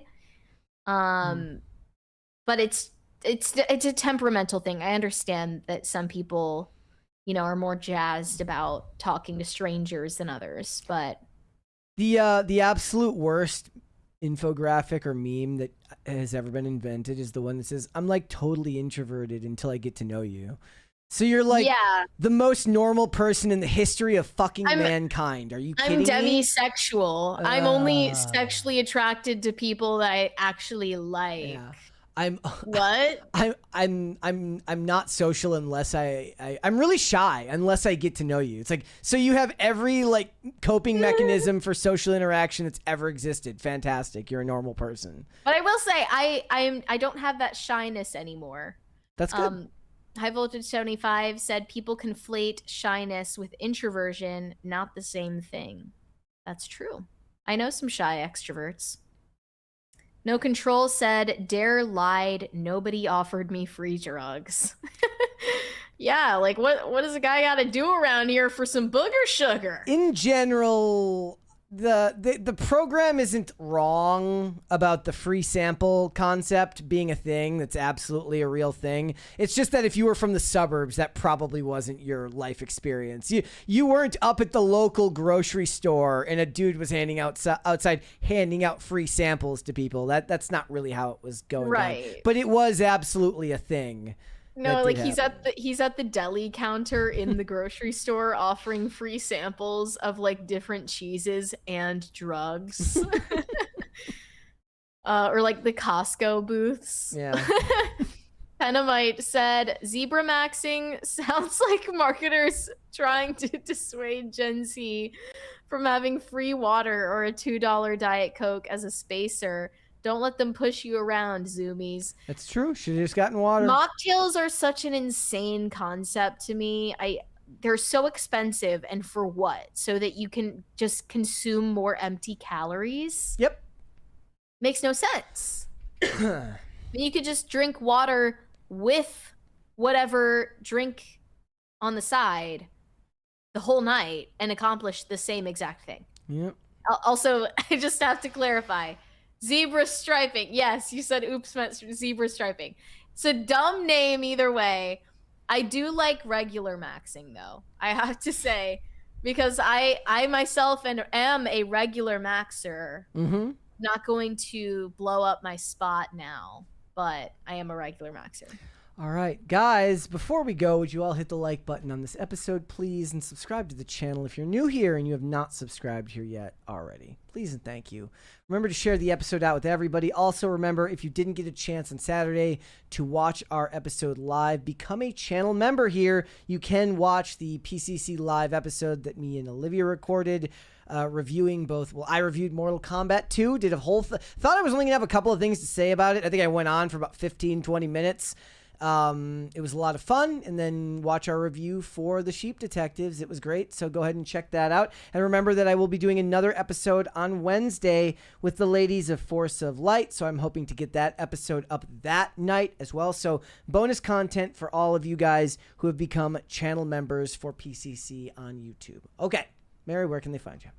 You guys can send me validation on Instagram. That is Mary Archived. Or you can send me hate on X. That is also Mary Archived. And help me get TikTok famous. That is also Mary Archived. All right. If you guys want to follow me, Instagram and X at Brett Dastovic on both of those platforms. PCC is live 5 days a week, Monday through Friday, 3 p.m. Eastern Standard Time, noon Pacific, Amazon Music, Apple Podcasts, Pandora, and Spotify.